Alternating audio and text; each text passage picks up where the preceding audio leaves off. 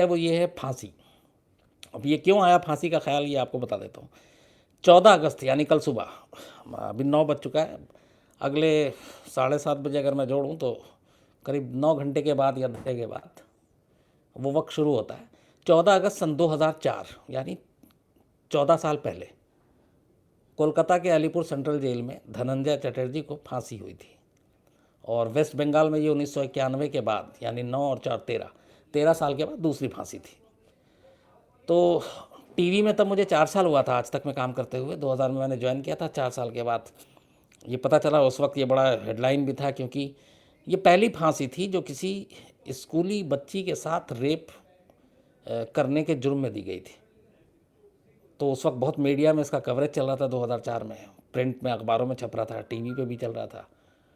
और तब मुझे मेरे बॉस ने कहा था कि तुम कोलकाता जाओगे, वहाँ पे फांसी है उसको कवर करने के लिए। तो मेरे लिए एक मतलब पहला एक्सपीरियंस भी था। और मुझे लगा पता नहीं, फांसी के बारे में किताबों में पढ़ते आए थे या फिल्मों में देखता था, कैसे वो लेके उसको जाते हैं, दोनों हाथ पीछे बंधे होते हैं, फिर चेहरे पे उसके काला कपड़ा ढका जाता है, एक तख्ते पे खड़ा किया जाता है, फिर तख्ते का लीवर खींचा जाता है और दोनों पैर नीचे चले जाते हैं और वो फंदे पे झूल जाता है, फिर उसकी मौत हो जाती है। फिर एक डॉक्टर आता है, चेक करता है और उसके बाद सर्टिफिकेट देता है। हमने ये भी कहानी सुनी थी कि अगर एक बार फांसी पे लटका दिया और अगर वो नहीं मरा तो दोबारा उसको फांसी नहीं होगी। ये सारे किस्से कहानियाँ सुने थे। तो जब 2004 में ये मौका मिला कि मुझे कहा गया कि तुम इसकी कवरेज के लिए जाओगे, तो मैं फ़ौरन तैयार हो गया। तो 4 अगस्त का डेट पहले से फिक्स था, 2004, 14 अगस्त माफ़ कीजिएगा। तो मैं 12 अगस्त को कोलकाता पहुंचा था, 12 अगस्त 2004 को। तो धनंजय चटर्जी को चूँकि 14 अगस्त को दिया गया और 14 अगस्त कल सुबह है, तो मैंने कहा ये बेहतर टाइम है आपसे उस फांसी की कहानी सुनाओ। और उसके साथ साथ धनंजय चटर्जी की फांसी के करीब 9 साल के बाद 2013 में मुझे दूसरी फांसी कवर करने का मौका मिला, और वो था अफजल गुरु का, जो पार्लियामेंट अटैक का दोषी था। और उसके ठीक 2 साल के बाद मुझे तीसरी फांसी कवर करने का मौका मिला, और वो था 2015 में नागपुर सेंट्रल जेल में याकूब मेमन, मुंबई 93 ब्लास्ट के आरोप में। इस बीच में एक मिस हो गया था, वो था अजमल कसाब, मुंबई अटैक। उसकी वजह ये थी कि उसके लिए बहुत डांट भी खाई थी हम लोगों ने। अजमल कसाब की फांसी को इतना गोपनीय रखा गया था सिक्योरिटी और बहुत सारी वजहों से। तो हालांकि उसमें हम लोगों की नाकामी भी थी, हमें वो खबर लगी नहीं, मिली नहीं। एक चैनल को सिर्फ ये बात पता थी कि उसे इस सुबह फांसी दी जा रही है पुणे में, पुणे के यरवदा जेल में। हम लोगों को पता नहीं था, हम लोग सो रहे थे और वो चैनल सुबह सुबह लाइव कर रहा था। और जब बॉसेस का फ़ोन आया, फिर जो हम लोगों ने गाली खाई और बाकी, वो मैं भूलूंगा नहीं। तो वो बड़ा एक सदमा भी था। पहले से पता होता तो शायद मैं 4 फांसी कवर कर चुका होता। लेकिन हाँ, उस अजमल कसाब की फांसी को मिस करने का फिर हम लोगों ने थोड़ी भरपाई की थी जब अफजल गुरु की फांसी हुई थी। तब अफजल गुरु की फांसी में सबसे पहले आज तक और हम लोग थे वहाँ पे, और बाकी चैनल को पता नहीं था। जब उन्होंने आज तक देखा तब उनकी टीम वहाँ पहुँची। तो ये मीडिया में होता रहता है कंपटीशन, कभी वो आगे कभी हम आगे। लेकिन हम सब जो काम करते हैं फील्ड में, सब एक साथ दोस्त होते हैं और अच्छे रिश्ते होते हैं, तो वहाँ कोई ऐसी लड़ाई नहीं होती। लेकिन बॉसेस की नज़र में ये होता है कि कौन आगे कौन पीछे।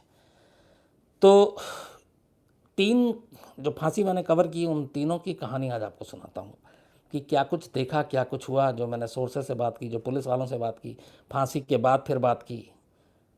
तो पहली कहानी जो है वो 14 अगस्त 2004, कोलकाता में एक 7वीं क्लास की स्टूडेंट थी। उसका नाम था पारिक, हेतल पारिक। तो वो कोलकाता के एक सोसाइटी में रहती थी, 7th क्लास में पढ़ती थी। और उसी सोसाइटी में धनंजय चैटर्जी नाम का एक सिक्योरिटी गार्ड था, जो वहाँ 3 साल से काम कर रहा था। एक सिक्योरिटी एजेंसी ने उसको वहाँ पर रखा हुआ था। तो और भी गार्ड थे, उनमें से एक धनंजय चैटर्जी था। तो 3 साल तक उस बिल्डिंग में वो सिक्योरिटी गार्ड रहा, जिस बिल्डिंग में ये 7वीं क्लास की स्टूडेंट हेतल पारिक अपने माँ बाप और उसका एक भाई था, 4 लोग उस फैमिली के उस एक फ्लैट में रहते थे। तो चूँकि वो पूरी फैमिली को जानता था, सिक्योरिटी गार्ड था, वो लोग भी जानते थे और उनके रिश्ते वैसे ही चल रहे थे। 5 मार्च 1990 को, मतलब ये करीब 87 से उस घर में सिक्योरिटी गार्ड था। कोलकाता के बाहर का था, धनंजय चटर्जी। उस वक्त उसकी उम्र होगी करीब 35-36 साल। तो 5 मार्च 1990 को हेतल पारिक जो 7वीं क्लास की बच्ची थी, वो उसका एग्ज़ाम चल रहा था। एग्ज़ाम देकर वो घर लौटती है। फादर उसके ऑफिस में थे, भाई उसका कहीं गया हुआ था। घर पे सिर्फ माँ थी। तो जब घर पहुंचती है तो उसके आने के बाद माँ वहाँ से निकल जाती है। कहती है वो पास में एक मंदिर था, वो कि मैं पूजा करके आ रही हूँ। वो मंदिर चली जाती है।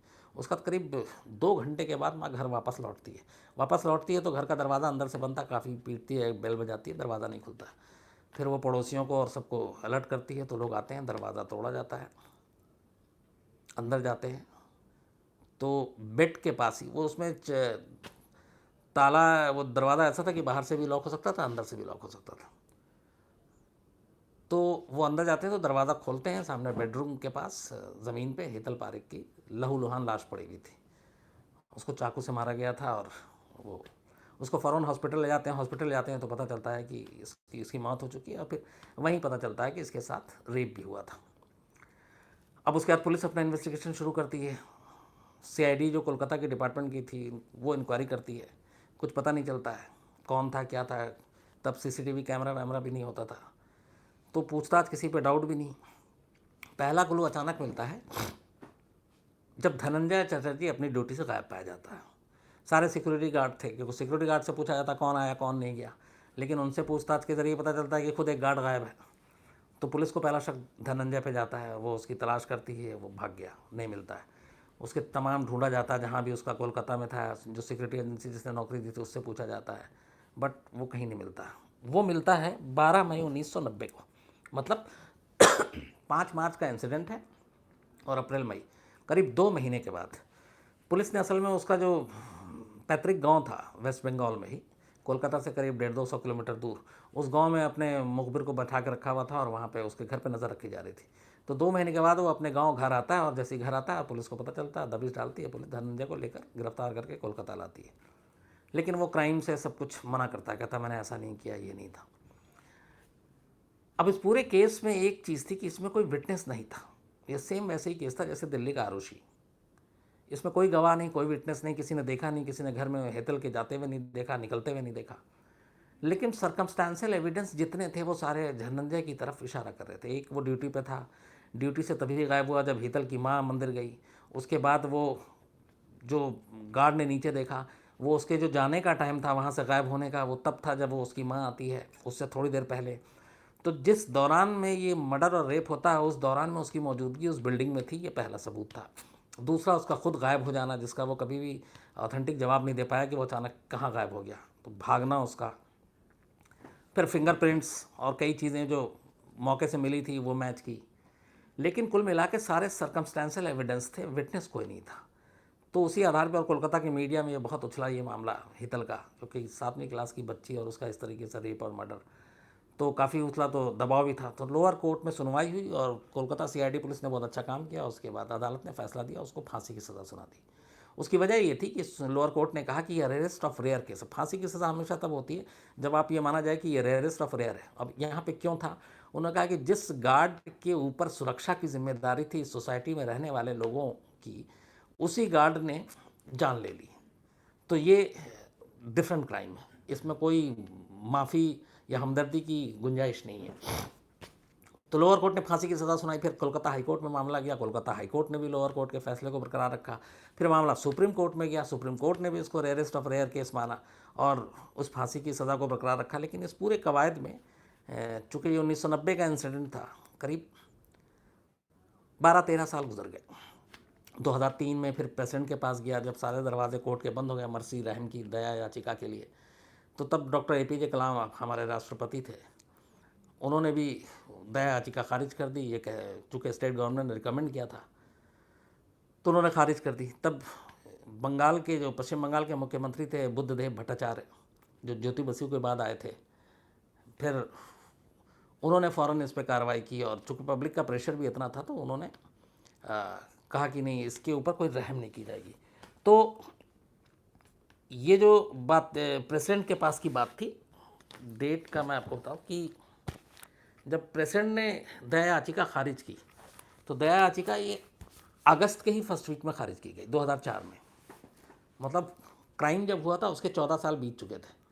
और जैसी ही दया याचिका खारिज हुई, कोलकाता होम मिनिस्टर को ये खबर पहुंची। उन्होंने जेल ऑफिशियल को बताया। जेल ऑफिशियल से फांसी की तैयारी के लिए कहा गया।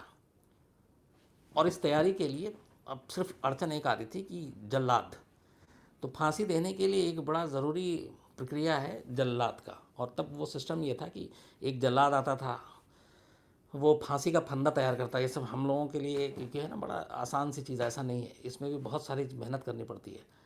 तो उस फांसी के फंदे को तैयार करने के लिए पहले जिसको फांसी दी जानी है उसका कद कितना है, उसका वज़न कितना है, उसके गर्दन की लंबाई कितनी है, ये सारी चीज़ें नापी जाती हैं। और फिर उस हिसाब से एक फांसी का फंदा तैयार किया जाता है। और उसमें सेम एक डमी होता है कि जैसे मान लीजिए कि अगर धनंजय का वेट 60 किलो है तो 60 किलो का एक पुतला तैयार होता है और उसके कद के हिसाब से होगा, उसके गर्दन की लंबाई के हिसाब से होगा।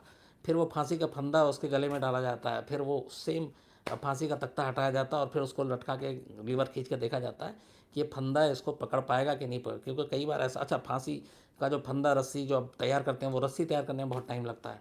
वो एक ख़ास रस्सी होती है जो वेस्टर्न यूपी से जाती है, उसको कई पिरोया जाता है उस रस्सी को, उसमें तेल डाला जाता है।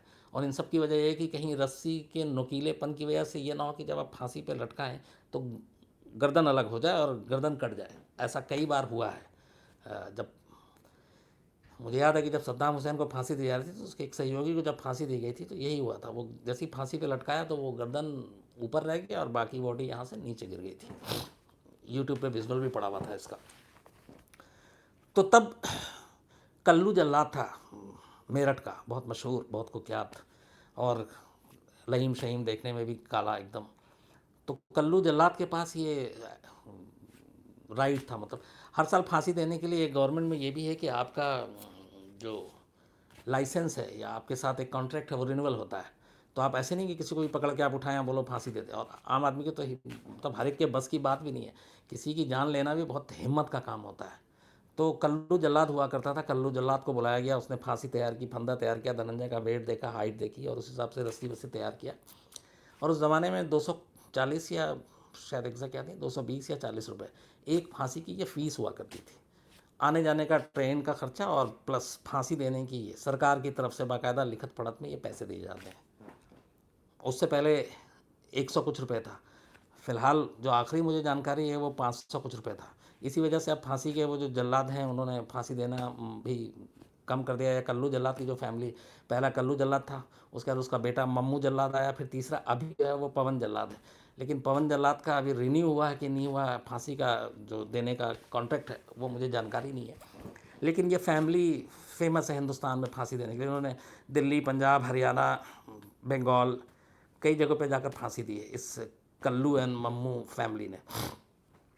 तो कल्लू जल्लाद कोलकाता जाते हैं, उसके बाद वो धनंजय चटर्जी को जो है फांसी का फंदा, पूरा रस्सी तैयार किया जाता है, उस रस्सी को तेल वेल में डाला जाता है और सब कुछ पूरी करने के बाद जब ओके करता है तब फिर फांसी का डेट फिक्स होता है 14 अगस्त 2004।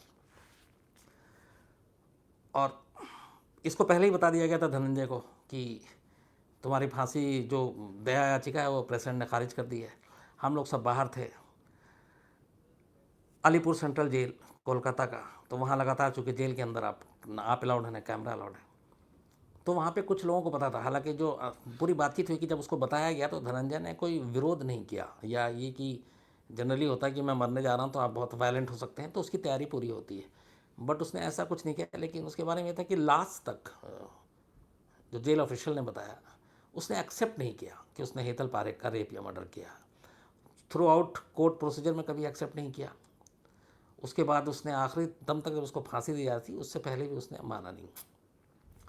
और रात को जब उसको बताया गया तो जाहिर सी बात है कि मौत का जब आपको डेट और टाइम पता हो तो आप फिर नॉर्मल नहीं रहते, तो उस तरीके का था। लेकिन जो हम लोगों ने अपने सारे सोर्सेज थे उस वक्त, इतना ये नहीं था कि मीडिया को ये मत बताओ वो मत बताओ। तब मीडिया में काम अच्छा हो रहा था, वो थोड़ा सा गड़बड़ हुआ बीच में। तो हमारे सारे सोर्सेज जो थे, कोलकाता पुलिस में बड़े अच्छे सोर्स थे, वहाँ के जो प्रिजन डिपार्टमेंट है वहाँ पे भी हमारे कुछ सोर्स थे। तो मैं तैयारी भी करके गया था, उन सबके साथ कांटेक्ट में था, उनके संपर्क में था। तो उसने रात को कुछ नहीं खाया, सुबह भी उससे पूछा गया, कुछ नहीं खाया। फिर लेकिन जेल मैनुअल के हिसाब से उसे सुबह नहलाया गया और करीब 4 बजे उठा दिया गया था। उसके बाद नहलाने के बाद उसको नए कपड़े दिए गए, वो पहनाया गया और फिर उसको करीब आधा दर्जन पुलिस वाले जेल स्टाफ उसके हाथ पैर पकड़कर उसको फांसी घर तक ले गए। वो जेल कैंपस के अंदर एक अलग से था, वहाँ पे और बाकी कोई कैदी नहीं था। तो वहाँ ले जाकर करीब 7:30 बजे, ठीक सुबह 7:31 या 30, 14 अगस्त 2004 को धनंजय चटर्जी को फांसी पर लटका दिया गया। कोर्ट मैनुअल के हिसाब से एक डॉक्टर वहाँ मौजूद था, एक डीएम वहाँ मौजूद थे जो न्यायिक अफसर होते हैं। और उसके बाद उसको फांसी पे जब लटकाया गया तब सिस्टम ये था कि लकड़ी का तख्ता होता है जिसके ऊपर आप खड़ा करते हैं, ऊपर फांसी का फंदा होता है, एक साइड में लीवर होता है खींचने वाला, दोनों हाथ पीछे बंद कर दिए जाते हैं, काला कपड़ा सर पर डाल दिया जाता है, हाथ और पैर भी दोनों आपके बांध दिए जाते हैं ताकि आप छटपटाएं या बचने की कोशिश ना करें। तो आप पूरी तरह से लाचार मजबूर होते हैं और गले में पूरा कसने के बाद टाइम जो फिक्स होता है उस टाइम पे ही लीवर खींचा जा सकता है, उससे पहले नहीं। तो टाइम उन लोगों को मालूम था उसका, तो उससे सारी चीज़ें पहले ही हो गई थी। उसको नहला धुला दिया गया तो उससे कहा गया था तुम्हें प्रेयर करना है, कुछ पढ़ना है तो बताओ। और वो ठीक ठाक पढ़ा, मतलब किताबें पढ़ लेता था। तो उसके बाद ठीक 7:30 या 30:31 पर जो जल्लाद है वो लीवर खींचता है और उस तख्ता नीचे से हट जाता है। वो तख्ता यूँ होता है लेकिन 2 पार्ट होते हैं। तो ये जैसे ही लीवर खींचते तो वो तख्ता यूँ हो जाता है। तो जैसे यूँ होता तो आपका पैर जो है वो नीचे लटक जाता, आपके पैर के नीचे ज़मीन नहीं होता। तो ज़मीन नहीं होता तो आपका जो ये है ये खिंचता जाता और फिर धीरे धीरे धीरे धीरे आपकी सांसें रुक जाती हैं। उसके बाद वो करीब 5-7 मिनट यूँ ही छोड़ देते हैं। 5-7 मिनट के बाद जो डॉक्टर खड़ा होता है वो जाता है, वो टटोलता है, नब्ज़ और ये देखता है कि ज़िंदा है कि नहीं है। उसके बाद वो डिक्लेयर करता है कि हाँ मर गया। देन उस लाश को नीचे उतारा जाता है। उसके बाद उसको भी उतारा गया और फैमिली को पहले से सूचना दे दी गई थी कि इस तारीख को इसको फांसी होगी। बट फैमिली वालों ने पहले ही कह दिया था कि हम मिलेंगे भी नहीं और दूसरा हम उसकी लाश नहीं लेंगे। तो धनंजय चटर्जी की फैमिली ने उसकी लाश कभी नहीं ली और ना वो उनमें से कोई मिलने आया। और फिर सरकार ने उसका अंतिम संस्कार कराया और वो भी खामोशी से, क्योंकि इस रेप को लेकर गुस्सा बहुत था। और उसी 14 अगस्त 2004 को चूँकि परिवार ने लाश नहीं ली तो उसकी फांसी हुई और उसके बाद अंतिम संस्कार। और इस तरीके से जो करीब 14 साल तक का एक केस चला था हेतल पारिक का, वो अपने अंजाम तक पहुंचता और कोर्ट की कार्रवाई से ये केस हमेशा के लिए ख़त्म हो जाता, हमेशा के लिए। कोर्ट में कैसे फांसी का केस या कोई भी एक एफआईआर जो शुरू होता है वो अपने अंजाम तक कैसे पहुंचता है ये मैं आपको लास्ट में बताऊंगा। ये अपने आप में इंटरेस्टिंग है, चूँकि अभी मैंने आपको सिर्फ फांसी की बात बताई है। तो इस तरीके से ये पहली फांसी होती है और जो मैंने कवर किया। फिर मैं सारी रिपोर्ट वहाँ से फाइल करता हूँ, जितने भी अंदर से जो मुझे जानकारी मिली उसके बेस पे सारी कहानी। तभी ये सब पता चलता है कि उसने कुछ खाया नहीं था, परेशान था, सहमा हुआ था, डरा हुआ था, लेकिन वायलेंट नहीं था और आखिरी तक उसने अपना जुर्म कबूल नहीं किया था।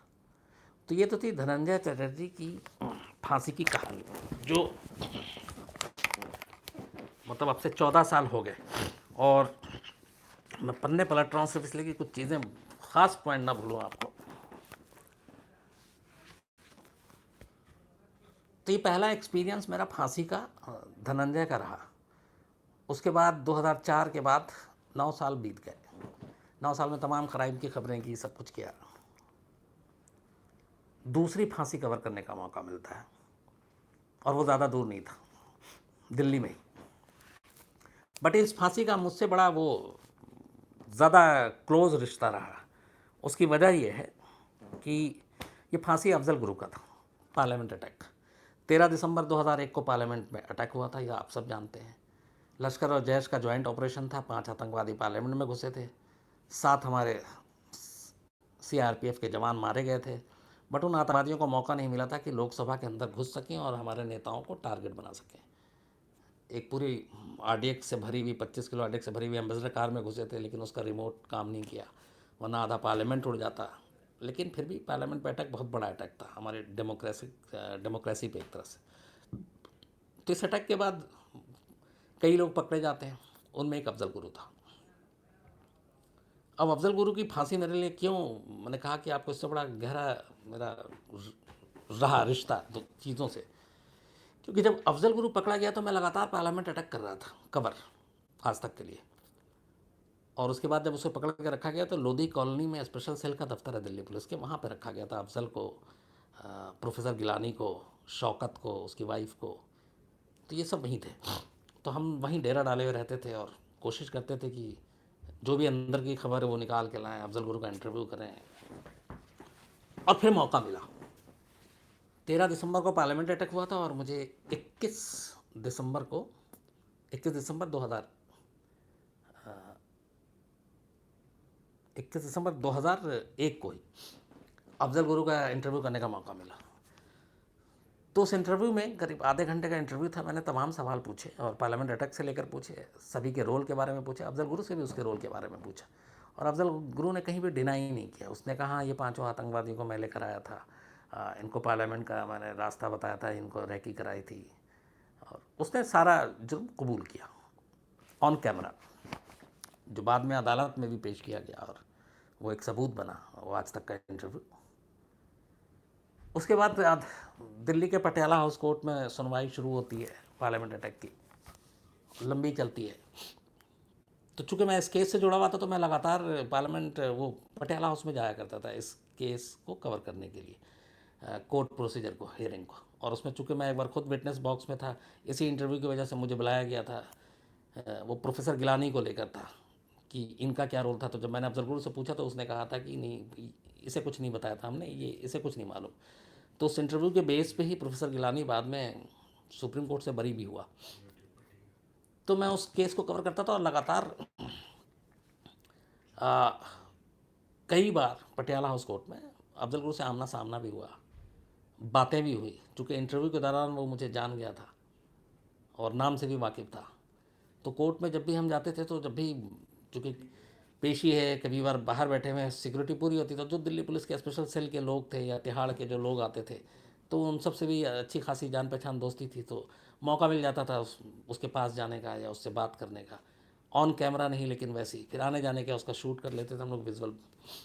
तो मैंने धीरे धीरे उसके अंदर बड़े बदलाव देखे। जब ये अफजल गुरु के अंदर, वो शुरू में बहुत ज़्यादा पहले शांत था, फिर मुखर हो गया, फिर धीरे धीरे शांत हो गया, फिर बाद में अचानक उसका हुलिया भी बदला। वो जब जब मैंने इंटरव्यू किया था, पकड़ा गया था, वो क्लीन शेव था। बाद में उसने दाढ़ी रख ली, टोपी पहनने लगा, कुर्ता पजामा पहनने लगा। जब मैं पहली बार मिला तब वो शर्ट में था, पैंट में था। तो उसके गेटअप में भी चेंज धीरे धीरे धीरे धीरे आया, क्योंकि उसे शायद अपने अंजाम के बारे में पता चल गया था। तो दीन धर्म की तरफ ज़्यादा चला गया था। और फिर वो बताता भी था कि जेल में वो पढ़ता है, कुरान पढ़ता है, बाकी चीज़ें पढ़ता है और बुक्स पढ़ता है, कुछ राइटर के नाम भी बताए थे, न्यूज़पेपर पढ़ता है।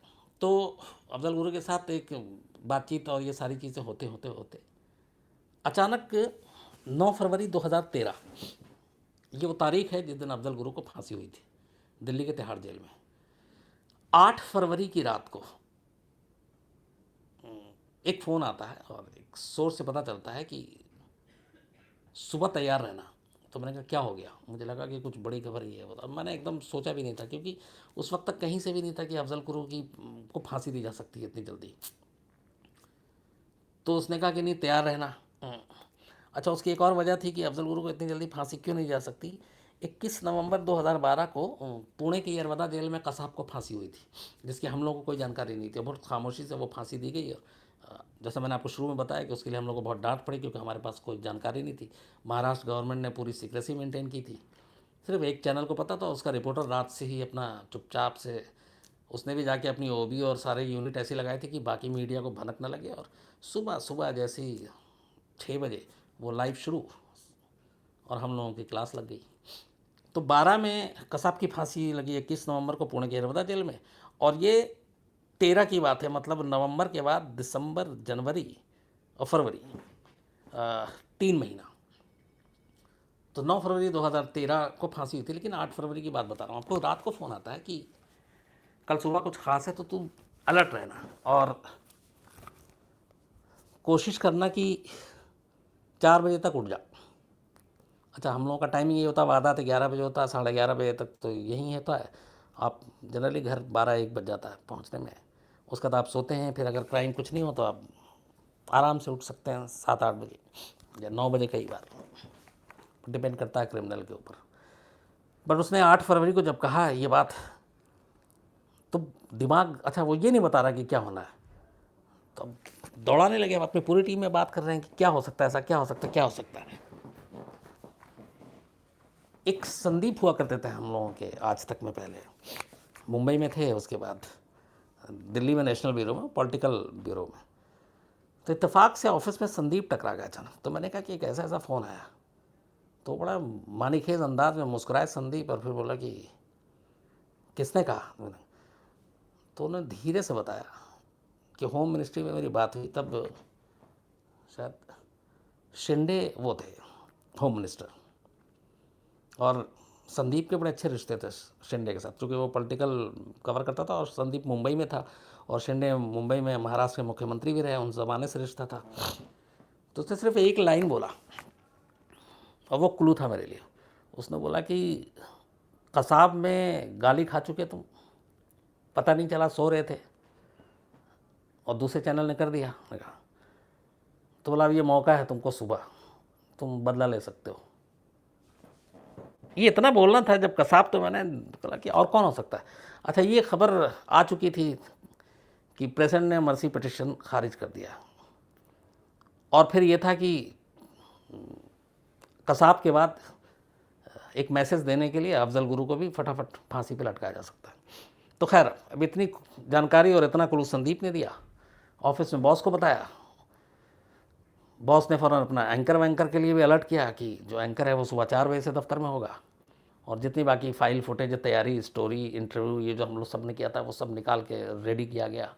और मैं सुबह 4:30 बजे तिहाड़ जेल पहुंच गया, कैमरा मैन और सबके साथ। हम लोग पहले पहुंच गए, हमारी ओबी बाद में आई, ओबी जिसको हम लाइव करते हैं जिससे। लेकिन खैर पहुंचे तो देखा एकदम सन्नाटा, कोई हलचल नहीं, कोई है ही नहीं। बल्कि 2-3 जो वहाँ के गार्ड थे वो देख के हमें चौंक गए, बोले कैसे, एक पहचान गया, तो बोला खान साहब आप सुबह सुबह यहाँ, क्या सब कुछ है। तो मैं उससे टटोल रहा हूँ, वो कह रहा कैसी बात कर रहा है, ऐसा तो कुछ है नहीं। अब उससे जितना भी मैं उगलवा सकूँ, गाड़ियाँ आई, रात को क्या हुआ, कुछ इंस्ट्रक्शन आया, किसी को आना है, किसी को जाना है, कुछ मना करना, वो घाक पुलिस वाला, उसमें सवाल ही नहीं है, कोई इन्फॉर्मेशन दिया। फिर आधा ये भी था कि गलत खबर है, फिर ये कि चलो हटाओ, तो रात तो ख़राब हो ही गई है, नींद भी पूरी नहीं है, वेट करते हैं। क्योंकि फांसी जनरली जो दी जाती है वो 7:30 तक दे दी जाती है, कुछ मौके में 8। तो मैंने कहा कि अब जो भी है देखा जाएगा। अब वो आ गए। अच्छा, अब यहाँ पे एक ये भी था कि लाइव करें कि ना करें, मालूम है लाइव कर दिया और फांसी नहीं हुई तो एक अजीब, आप ही लोग फिर गाली देंगे, गलत खबर देते हो। तो ऐसे बड़े सिचुएशन वो अजीब से होते हैं। लेकिन फिर 2 चीज़ें हुई। एक, जो तिहाड़ जेल के डीजी और बाकी जितने भी हैं, अलग अलग वहाँ पे तिहाड़ जेल में है ना नंबर के हिसाब से, तो वहाँ पे एक डायरेक्टर जनरल ऑफ तिहाड़ होता है, डीजी, जो किरण बेदी भी पहले रह चुकी थी। और बाकी जो होते हैं वो सुपरिटेंडेंट ऑफ जेलर होते हैं। जैसे महिला जेल का अलग होगा, जेल नंबर 1 का अलग, 2 नंबर, 3 नंबर, और हर नंबर में अल्फ़ाबेट के हिसाब से कैदियों को रखा जाता है। जैसे A B C D जिसका नाम से आएगा उसको एक में, उसके बाद E F G H अलग अलग। तो जितने सोर्स को फ़ोन कर रहा हूँ उन सब के मोबाइल स्विच ऑफ आ रहे हैं। ये भी नहीं नोट। अच्छा, जेल में एक ये भी होता है कि आपका वो जैमर लगा होता है तो फ़ोन तो वैसे ही करता नहीं है काम। लेकिन इनमें से कुछ होते हैं जो घर जाते हैं और उनका फ़ोन काम कर रहा होता है, लेकिन यहाँ हर एक के स्विच ऑफ। तो ये पहला एक घंटी बजी कि इन सब के स्विच ऑफ, इसका मतलब कुछ गड़बड़, क्योंकि हम लोग जानते हैं स्विच ऑफ का मतलब क्या होता है। तो वहाँ से उम्मीद बंधी कि नहीं कुछ तो होगा। खैर, फिर ये हुआ कि नहीं लाइव करेंगे, और लाइव थोड़ा सा बचते हुए करेंगे कि ऐसी खबर आई है कि आज अफजल गुरु को फांसी दी जा सकती है और फांसी दी जाएगी, और ये वो जो भी है। 7:30 बजे के आसपास एक SMS आता है, क्योंकि हम लोगों ने सुबह से जीना हराम कर रखा था सारे, जो तिहाड़ के जितने भी ऑफिशियल हमारे दोस्त थे, हमारे जानने वाले हम लोगों के, जो हमारे सोर्स होते हैं। तो उधर से एक लास्ट आया, सिर्फ वो लाइन मुझे आज भी याद है, 7:30 इट्स डन, 7:30 इट्स डन। जैसे ही आया फिर मैंने उसको बताया। इतने में इधर संदीप ने शिंदे साहब से ही बात की, होम मिनिस्टर से। उन्होंने भी कन्फर्मेशन डाल दी। तो अब ये हो गया कि ब्रेक करो, और ये हम पूरी उसमें अपना हमने ब्रेक की और फिर खबरों पे लगे रहे, करते रहे। फिर हटा, अब चूँकि फांसी हो गई, सब कुछ हो गया, तो अब कहा कि अंदर की खबरें निकाली जाए। तो अब यही सारे सोर्स हैं जो तिहाड़ के अंदर के हैं और बाकी। अच्छा, वहाँ तमिलनाडु की एक सिक्योरिटी फोर्सेज है जो तिहाड़ की सिक्योरिटी की जिनकी जिम्मेदारी है, तो उसमें भी एक दो लोग थे, वो जानबूझ के रखते हैं तमिलनाडु के ज़्यादातर स्टाफ को, लैंग्वेज की वजह से आप ज़्यादा उनके साथ घुल मिल ना सकें, वो हिंदी कम बोलें, आपको तमिल आती ही नहीं है, तो ये सारी चीज़ें जेल में होता है। तो उसके बाद हमारे सोर्स से जब बात करनी शुरू की, मैं उस दौरान में लाइव से हटा और मैंने कहा अंदर की खबर निकालता हूँ, तो फिर पूरी बातचीत की। और उस दिन तो की, अगले दिन नेक्स्ट डे, क्योंकि बहुत लगातार शो भी बनाना था और खबर निकाली। तो जितनी बातचीत की, और जो उस फांसी के वक्त मौजूद थे अफजल गुरु के वहाँ पे जो पुलिस ऑफिशियल्स में से एक के साथ मैं कई घंटे बैठा और घंटों बात की, तो जो पूरी कहानी निकल के आई वो ये थी कि जब प्रेसिडेंट ने अफजल गुरु की मर्सी पिटीशन को खारिज की, तो वो भी किया था आपके फरवरी के फर्स्ट वीक में। 9 फरवरी को फांसी दी गई है और ये 3 या 4 फरवरी को प्रेसिडेंट का वो आता है, तब शायद प्रणब मुखर्जी थे प्रेसिडेंट, उन्होंने खारिज की थी। तो उसके बाद अब इसको बड़ा गोपनीय रखना था। उसकी वजह ये थी कि अफजल गुरु को फांसी देने का मतलब है कश्मीर घाटी में इसका असर, ये डर था एक सरकार को। तो दो चीज़ें की गई। एक तो उस वक्त जम्मू कश्मीर के मुख्यमंत्री थे उमर अब्दुल्ला। उमर अब्दुल्ला को रात में ये इन्फॉर्मेशन दी गई दिल्ली की तरफ से कि ऐसे ऐसे हम सुबह फांसी दे रहे हैं। तो आप उमर अब्दुल्ला को देने की वजह, रात को उमर अब्दुल्ला को शायद न देते, उसकी देने की वजह थी कि ये है तो पूरी सीक्रेसी के साथ मेंटेन किया हुआ है, लेकिन ऐसा ना हो कि कुछ गड़बड़ हो जाए और आप हमें कल को कहें कि पहले से आपने बताया नहीं, हम इंतज़ाम नहीं कर पाए। तो आप जो है सिक्योरिटी अपनी टाइट कर लीजिए और जो भी इंतज़ाम है आप वो कर सकें। इसलिए रात को उमर अब्दुल्ला को खबर दी गई थी, मतलब फांसी से करीब 8-10 घंटा पहले। और अफजल गुरु को भी रात को फांसी की खबर दी गई कि आपका मर्सी पिटीशन खारिज हो गया और सुबह आपको फांसी देंगे। जब अफजल गुरु को फांसी की खबर दी गई, तो जो लोग उसको खबर देने के लिए गए थे, मैं उनमें से किसी का नाम नहीं लूँगा चूँकि हम सब बंधे होते हैं एक वादों के हिसाब से, और ये उसमें भी आता है कि आप ब्रीच ऑफ ट्रस्ट नहीं करें। तो उनका ये कहना था कि जैसे ही उसको बताया तो अफजल गुरु को, मतलब जैसे बैठा हुआ और वो गए और वो कुछ पढ़ रहा था, तो उन्होंने कहा कि क्या हाल है, कैसे, यही लाइनें थी, सब ठीक है, कोई तकलीफ़ तो नहीं है, और ऐसे ऐसे प्रेसिडेंट का मर्सी पिटीशन खारिज हो गया। तो उसने बोला कि फिर कब? तो कहा सुबह। तो वो जैसे नॉर्मल एकदम था, उसके बाद भी इन्होंने बहुत पढ़ने की कोशिश की, लेकिन उसके चेहरे से कुछ भी पता नहीं चला कि ये इसको क्या हुआ सुन के। उनका ये कहना था, जो पुलिस ऑफिशियल थे जो जो सब मौजूद थे। थोड़ी देर के सन्नाटे के बाद अफजल गुरु से कहा जाता है कि तुम्हारी कोई आखिरी ख्वाहिश तो बताओ। तो उसने कहा कि मैं अपने बीवी बच्चों से मिलना चाहता हूँ, और ख़ास तौर पे बेटे से। उसने, अब दिक्कत ये थी कि वो लोग कश्मीर में, दूसरा उनको फैमिली को खबर अगर आप दे देते तो ये खबर लीक हो जाती, न सिर्फ वहाँ बल्कि मीडिया में भी, क्योंकि और लेकिन कानून ये कहता है कि अगर आप किसी को जब फांसी दे रहे हैं तो उसके फैमिली वाले को आपको इन्फॉर्म करना पड़ेगा, ये ज़रूरी है, ये सुप्रीम कोर्ट के भी गाइडलाइंस में। तो अब, और दूसरा ये कि अब टाइम फिक्स हो गया, अब इस वक्त कश्मीर से रात को आप जाके इन्फॉर्म कैसे आएंगे सुबह सुबह टाइम। इसको लेकर बाद में सवाल भी उठा था, ह्यूमन राइट्स वालों ने कुछ सवाल उठाया था कि ये गलत है और ये खबर जो राइट है उसका फैमिली से मिलने का, ये सही है कि राइट है और होना चाहिए। तो उसमें सरकार ने दलील ये दी कि हमने फैमिली को इन्फॉर्म कर दिया और वो भी 1 हफ़्ता पहले, अब वो नहीं आए तो हम क्या करें। तो कैसे इन्फॉर्म किया गया? तो उन्होंने कहा कि हमने बाकायदा, ये किसी ने कोर्ट में वो भी जाकर दे दिया था या चैलेंज किया था कि नहीं दिया गया, ह्यूमन राइट्स का उल्लंघन है। तो सरकार ने कहा था कि हमने पोस्ट से, डाक से खबर सूचना भेजी थी कश्मीर अफजल गुरु के फैमिली वाले को कि ये इस वक्त इतने तारीख को फांसी होगी, तो आप, अब जाहिर सी बात है। अच्छा, इसमें भी था कि डाक कौन सा, स्पीड पोस्ट या नॉर्मल, तो वो नॉर्मल था। तो जब नॉर्मल गया तो आप कश्मीर में कहाँ आप 5-6-7 दिन से पहले आपको पोस्ट मिलेगा दिल्ली से भेजा हुआ। तो इसलिए ना वो मिला, ना वो उसकी आखिरी ख्वाहिश पूरी हुई, और सुबह खैर उसको 7 साढ़े 7 बजे फांसी हो गई अफजल गुरु को। अफजल गुरु को जब ये भी कहा गया कि जब उसको उसके सेल से निकाल के फांसी घर तक ले जाया जा रहा था तो वो नॉर्मल था और अपने आप चल रहा था, और उसके साथ सारे पुलिस वाले थे। उसको भी सुबह आखिरी ख्वाहिश पूछी गई, उसने कुरान पढ़ा।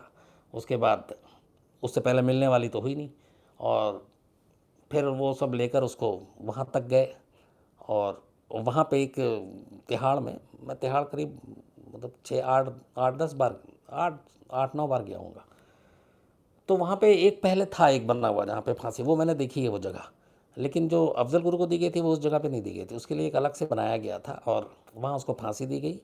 और चूँकि यहाँ पे एक और दूसरा आप ये था कि मरने के बाद बॉडी आपको फैमिली वाले को देना होता है, ये कानून है। लेकिन इसी कानून में एक जगह और है कि अगर उस बॉडी को देने से समाज में हिंसा फैलने का ख़तरा हो, लॉ एंड ऑर्डर की सिचुएशन ख़राब होने का अंदेशा हो, तो फिर ये सरकार के विवेक पर है कि वो बॉडी दे या ना दे। अब यहाँ पे ये उठा था कि अगर अफजल गुरु की लाश को दिया जाए फैमिली को तो ज़ाहिर सी बात है कश्मीर लेकर जाएंगे, कश्मीर लेकर जाएंगे तो वहाँ लोगों की भावना भड़केगी, भावना भड़केगी तो वहाँ हिंसा होगा। तो इसलिए बहुत सोच समझ के ये फैसला हुआ कि बॉडी नहीं देंगे। हाँ, उस बॉडी के जो अब दफनाया जाएगा तो उनकी फैमिली के लोग ज़रूर मौजूद हो सकते हैं, उनको इजाज़त दी जाएगी। लेकिन बात फिर वही हुई कि डाक से इन्फॉर्मेशन गई, फैमिली का कोई था नहीं, तो फैमिली के लोग उस दिन जब ये टीवी के ज़रिए ख़बर आई तभी उन्हें शायद खबर मिली थी अफजल गुरु के फांसी की।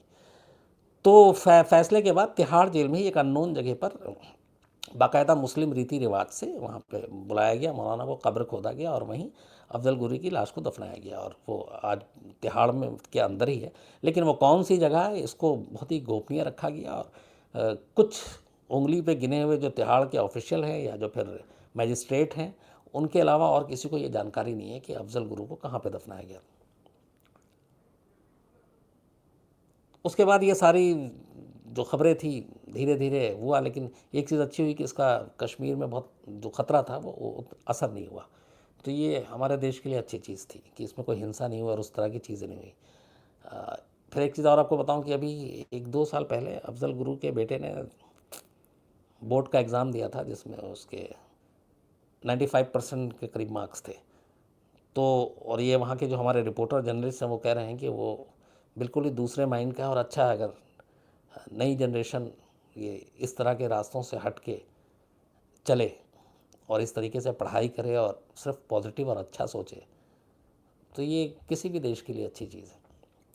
तो मैं भी चाहता हूँ कि वो कम से कम अच्छे रास्ते पे चले और अच्छा इंसान बने। तो ये दूसरी फांसी थी अफजल गुरु की जो तिहाड़ जेल में दी गई और जिसे मैंने कवर किया। और मुझे इस फांसी का इसलिए ज़्यादा वो था कि मैं करीब 2001 में पार्लियामेंट अटैक हुआ था, 13 में फांसी हुई, आप मान लीजिए कि 12 साल में 5-6 साल कोर्ट की कार्रवाई में लगातार हिस्सा लेता रहा और मैं गया और मैंने सारी चीज़ें देखी। तो बड़ी करीब से मतलब अफजल गुरु को भी देखा और उसकी फिर फांसी को भी कवर किया। तो 9 फरवरी महात्मा गांधी के मर्डर की कहानी सुनाऊंगा, और इसीलिए मैं इसको आज़ाद हिंदुस्तान का सबसे बड़ा मर्डर कहता हूँ, क्योंकि इससे बड़ा मर्डर नहीं हो सकता। राष्ट्रपिता को उस दिन हम लोगों ने खो दिया था और जिस तरीके से उनका कत्ल हुआ था ये आप सब जानते हैं। कातिल का नाम भी आप सब जानते हैं, नाथूराम गोडसे। लेकिन शायद आप में से ज़्यादातर लोग ये नहीं जानते हैं कि ये पूरा कत्ल कैसे हुआ है, इसकी प्लानिंग कैसे हुई, इसकी साजिश कहाँ रची गई, कौन कौन लोग इसमें शामिल थे। वो सारी चीज़ें मैं आज आपको कोशिश करूँगा क्राइम तक में वो बातें बताने की जो अब तक आपने सुनी नहीं है। तो आज़ाद हिंदुस्तान का जो सबसे बड़ा मर्डर है जो मैंने आपको बताया, इसकी कहानी, इस कहानी की शुरुआत मैं आपको बता के आखिरी 3 दिन की कहानी बताऊंगा, लेकिन उससे पहले मैं 1 हफ्ता पहले शुरुआत में थोड़ा आपको बता दूं कि 20 जनवरी 1948 को नई दिल्ली के बिरला हाउस में, जहां गांधी जी अक्सर आके ठहरा करते थे, वहां एक बॉम्ब फटा था आकर, और वो पहली कोशिश थी गांधी जी को मारने की। और उसके लिए जो जिम्मेदार लोग थे वो नाथूराम गोडसे भी थे, उसमें उनका भाई गोपाल गोडसे ये सारे लोग थे, लेकिन इन्होंने बम फेंका बिरला हाउस में, बट खुशनसीबी से कुछ हुआ नहीं और गांधी जी बच गए। तो 20 जनवरी 1948 को दिल्ली के बिरला हाउस में पहली कोशिश हुई थी गांधी जी को मारने की। इसके बाद 21 तारीख को ये सारे लोग मुंबई भाग जाते हैं और मुंबई पहुंच जाते हैं।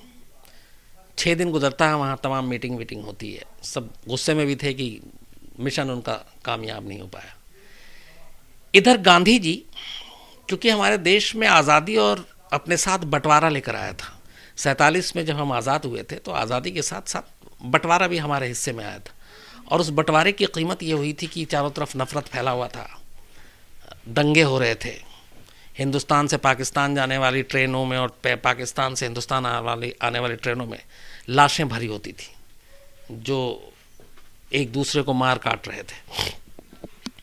तो गांधी जी कोलकाता में थे उसके बाद, और कोलकाता से वो दिल्ली आते हैं। कोलकाता में दंगा बहुत ज़्यादा भड़का हुआ था, तो वहाँ पे जब वो सारे लोगों को अपील करते हैं तो दंगाई शांत हो जाते हैं। उसके बाद इधर दिल्ली में बहुत सारे रिफ्यूजी शरणार्थी इधर उधर से भाग कर आए थे इसी बंटवारे की आग में जो झुलस रहे थे लोग। तो गांधी जी दिल्ली आ जाते हैं कि दिल्ली में थोड़ा मामले को कंट्रोल करें, लेकिन दिल्ली से ज़्यादा बुरी हालत पंजाब की थी। तो गांधी जी को ये मशवरा दिया था कि वो पंजाब जाएं और वहाँ जाकर दंगाइयों को समझाएं, और शायद वहाँ जाने से उनके बहुत सारा वो लोग मान सकते हैं और वो चीज़ें जो है रुक सकती हैं। तो गांधी जी पंजाब जाने के लिए दिल्ली में थे, लेकिन फिर अचानक दिल्ली में भी हालात ख़राब हो जाती है और गांधी जी को मजबूरन दिल्ली में रुकना पड़ता है। और वो दिल्ली में रुक के दिल्ली के लोगों को समझाते हैं कि इस तरह से दंगा ना करें और ये सारी चीज़ें। तो दिल्ली में भी धीरे धीरे धीरे मामला शांत हो जाता है और लोग जो है वो समझने लगते हैं, और फिर इस तरीके से गांधी जी अब दिल्ली में थे और उधर पंजाब भी धीरे धीरे शांत होने लगता है। अब ये सब कुछ नॉर्मल हो रहा था, और इसी बीच में 20 जनवरी को पहला हमला होता है, उसको भी गुजरे हुए अब टाइम हो गया। 27 जनवरी 1948 आता है। अब 27, 28, 29 ये 3 दिन की कहानी, और 30 आखिरी दिन 30 जनवरी 1948 जिस दिन गांधी जी का मर्डर हुआ था, वो ये जो इस पूरी चीज़ें हुई थी वो क्या हुई थी वो मैं आपको बताना चाहता हूँ। 27 जनवरी दोपहर 2 बजे मुंबई एयरपोर्ट से 2 लोग प्लेन पकड़ते हैं और दोनों दिल्ली के लिए आते हैं। तब मुंबई से दिल्ली अब तो खैर कम है, अब तो 2-2.5 घंटा लगता है, लेकिन उस वक्त 3 घंटे का सफ़र था। वाइकिन एयरलाइंस थी। तो 2 लोग मुंबई से दिल्ली आते हैं, वहाँ से करीब 12 बजे प्लेन में बैठते हैं। 3 बजे दिल्ली एयरपोर्ट पे, तब इसका इंदिरा गांधी इंटरनेशनल नाम नहीं हुआ करता था, दिल्ली एयरपोर्ट था, यहाँ पे उतरते हैं। ये 2 लोग थे, नाथूराम गोडसे और दूसरा नारायण आप्टे। ये दिल्ली से एयरपोर्ट से सीधे एक टैक्सी लेते हैं। इसके बाद पुरानी दिल्ली की पार्किंग के पास पहुंचते हैं। पुरानी दिल्ली की पार्किंग में ऑलरेडी इनका तीसरा साथी जो था विष्णु करकरे, वो वहाँ पे इंतज़ार कर रहा था, और इन्होंने उसको पहले बता दिया था कि 27 जनवरी की शाम 5 बजे हम पुरानी दिल्ली रेलवे स्टेशन के बाहर पार्किंग में मिलेंगे। तो नाथूराम गोडसे, नारायण आप्टे पहुँचते हैं पार्किंग करीब 5 बजे। वहाँ पे विष्णु करकरे इंतज़ार कर रहा था। अब ये तीनों बात करते हैं। उसके बाद इनका ये था कि इस बार अपना काम पूरा करना है, यानी गांधी जी को मारना ही मारना है। अच्छा, विष्णु करकरे जो है वो भी मुंबई में साथ था, लेकिन वो 4 दिन पहले दिल्ली भेजा गया था। नाथूराम गोडसे नहीं भेजा था, उसको भेजा था इसलिए कि तुम जाकर दिल्ली में एक पिस्टल या रिवॉल्वर का इंतज़ाम करो जिससे गोली मारी जाए। तो 4 दिन तक, चूँकि उस वक्त दिल्ली में शरणार्थी भरे पड़े हुए थे दंगाइयों से जान बचाने के लिए, तो दिल्ली में थोड़ी सख्ती भी थी। तो विष्णु करकरे ने तमाम कोशिश की, लेकिन उसे पिस्टल मिला नहीं। तो जब ये 5 बजे वहाँ पहुँचते हैं तो नाथूराम गोडसे पूछता है कि पिस्टल का क्या हुआ। तो विष्णु करकरे बताता है कि तमाम कोशिश कर ली, मिला नहीं। तो नाथूराम गोडसे को बड़ा धक्का लगता है, कहता है इस बार किसी भी कीमत पे चूकना नहीं है, और उसे डेट अभी नहीं मालूम है कि कब मर्डर करना है। तो तीनों आपस में बातें करते हैं, सोचते हैं अब क्या करें क्या करें। तो नाथूराम गोडसे अचानक कहता है कि कोई नहीं, एक पिस्टल की उम्मीद है, वो एक जगह से मिल सकती है। तो बाकी दोनों पूछते हैं कहाँ से, तो कहता है ग्वालियर। तो ग्वालियर में नाथूराम गोडसे का एक दोस्त रहा करता था, और ये तीनों जो है दिल्ली से उसी रात, तीनों नहीं, विष्णु करकरे को फिर वो यहीं दिल्ली में छोड़ते हैं कि वो यहाँ पे भी लगा रहे, और नारायण आप्टे और नाथूराम गोडसे ग्वालियर के लिए रवाना हो जाते हैं। रात की जो आखिरी ट्रेन थी दिल्ली से वो पकड़ते हैं और वहाँ से ग्वालियर पहुँचते हैं। ग्वालियर पहुँचने के बाद ये दोनों जो हैं ये अपने साथी के पास गए थे और जहाँ से पिस्टल लेना था, और इनको जो जिससे पिस्टल लेना था वो असल में होम्योपैथिक एक डॉक्टर थे, डॉक्टर दत्तात्रेय परचुरे, नारायण उसका नाथूराम गोडसे का जानने वाले डॉक्टर परचुरे। तो वहाँ पहुँच के उसके बाद ये वो भी कि रात को आप लोग कैसे, तो बताता है कि बहुत बड़ा काम करना है और वो नाम नहीं बताता कि क्या काम करना है। तो खैर डॉक्टर दत्तात्रेय कहते हैं कि ठीक है मैं इंतज़ाम करता हूँ, कोशिश करता हूँ। तो ये लोग वहीं पे रहते हैं और उन्हीं के घर पे ठहरते हैं। 28 जनवरी अब आ जाता है। 27 को मुंबई से दिल्ली आए, फिर दिल्ली से ग्वालियर गए, ग्वालियर में पूरी रात जर्नी करके पहुँचे, फिर 28 जनवरी को पूरे दिन डॉक्टर दत्तात्रेय के घर पे रहते हैं और वो इंतज़ाम में लग जाते हैं। लेकिन पूरा दिन निकल जाता है, पूरे दिन में पिस्टल नहीं मिलता। इसके बाद शाम आती है। शाम को अचानक नाथूराम गोडसे और ये दोनों डॉक्टर दत्तात्रेय के घर पे थे, वो बाहर से लौटता है डॉक्टर और वो एक लिफाफा देता है नाथूराम गोडसे को। जब वो लिफाफा खोलता है तो उस लिफाफे में एक पिस्तौल थी और साथ में टोटल 20 कारतूस, और उस पिस्तौल का नंबर था 606824P, P फॉर पटना। तो जैसे ही वो रिवॉल्वर खोल के देखता है नाथूराम गोडसे की खुशी का ठिकाना नहीं रहता है।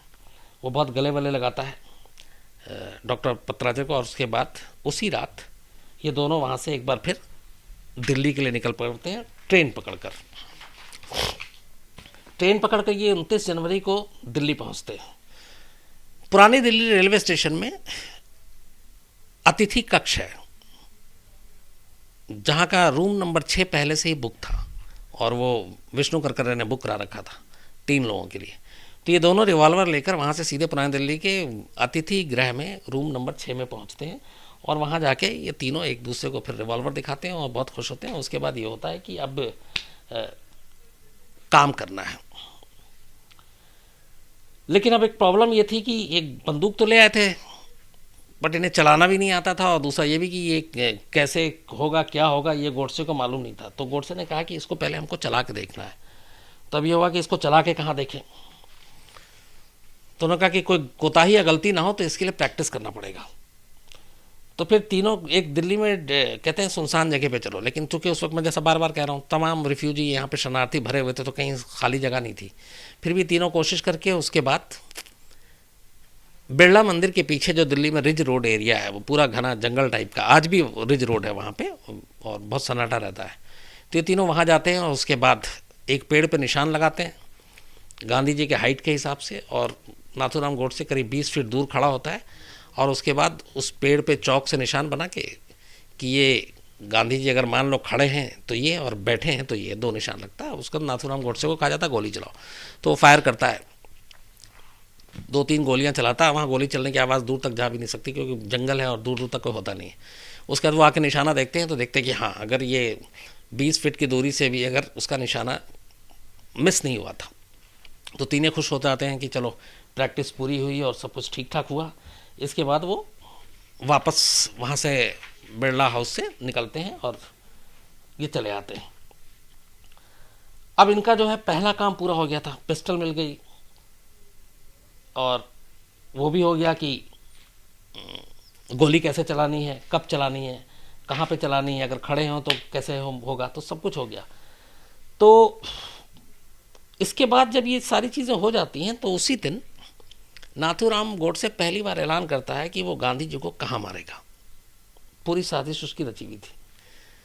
तो उसने 2 चीज़ें उस दिन पहली बार खुलासा किया और ये बात तब तक विष्णु करकरे और नारायण आप्टे को भी पता नहीं था।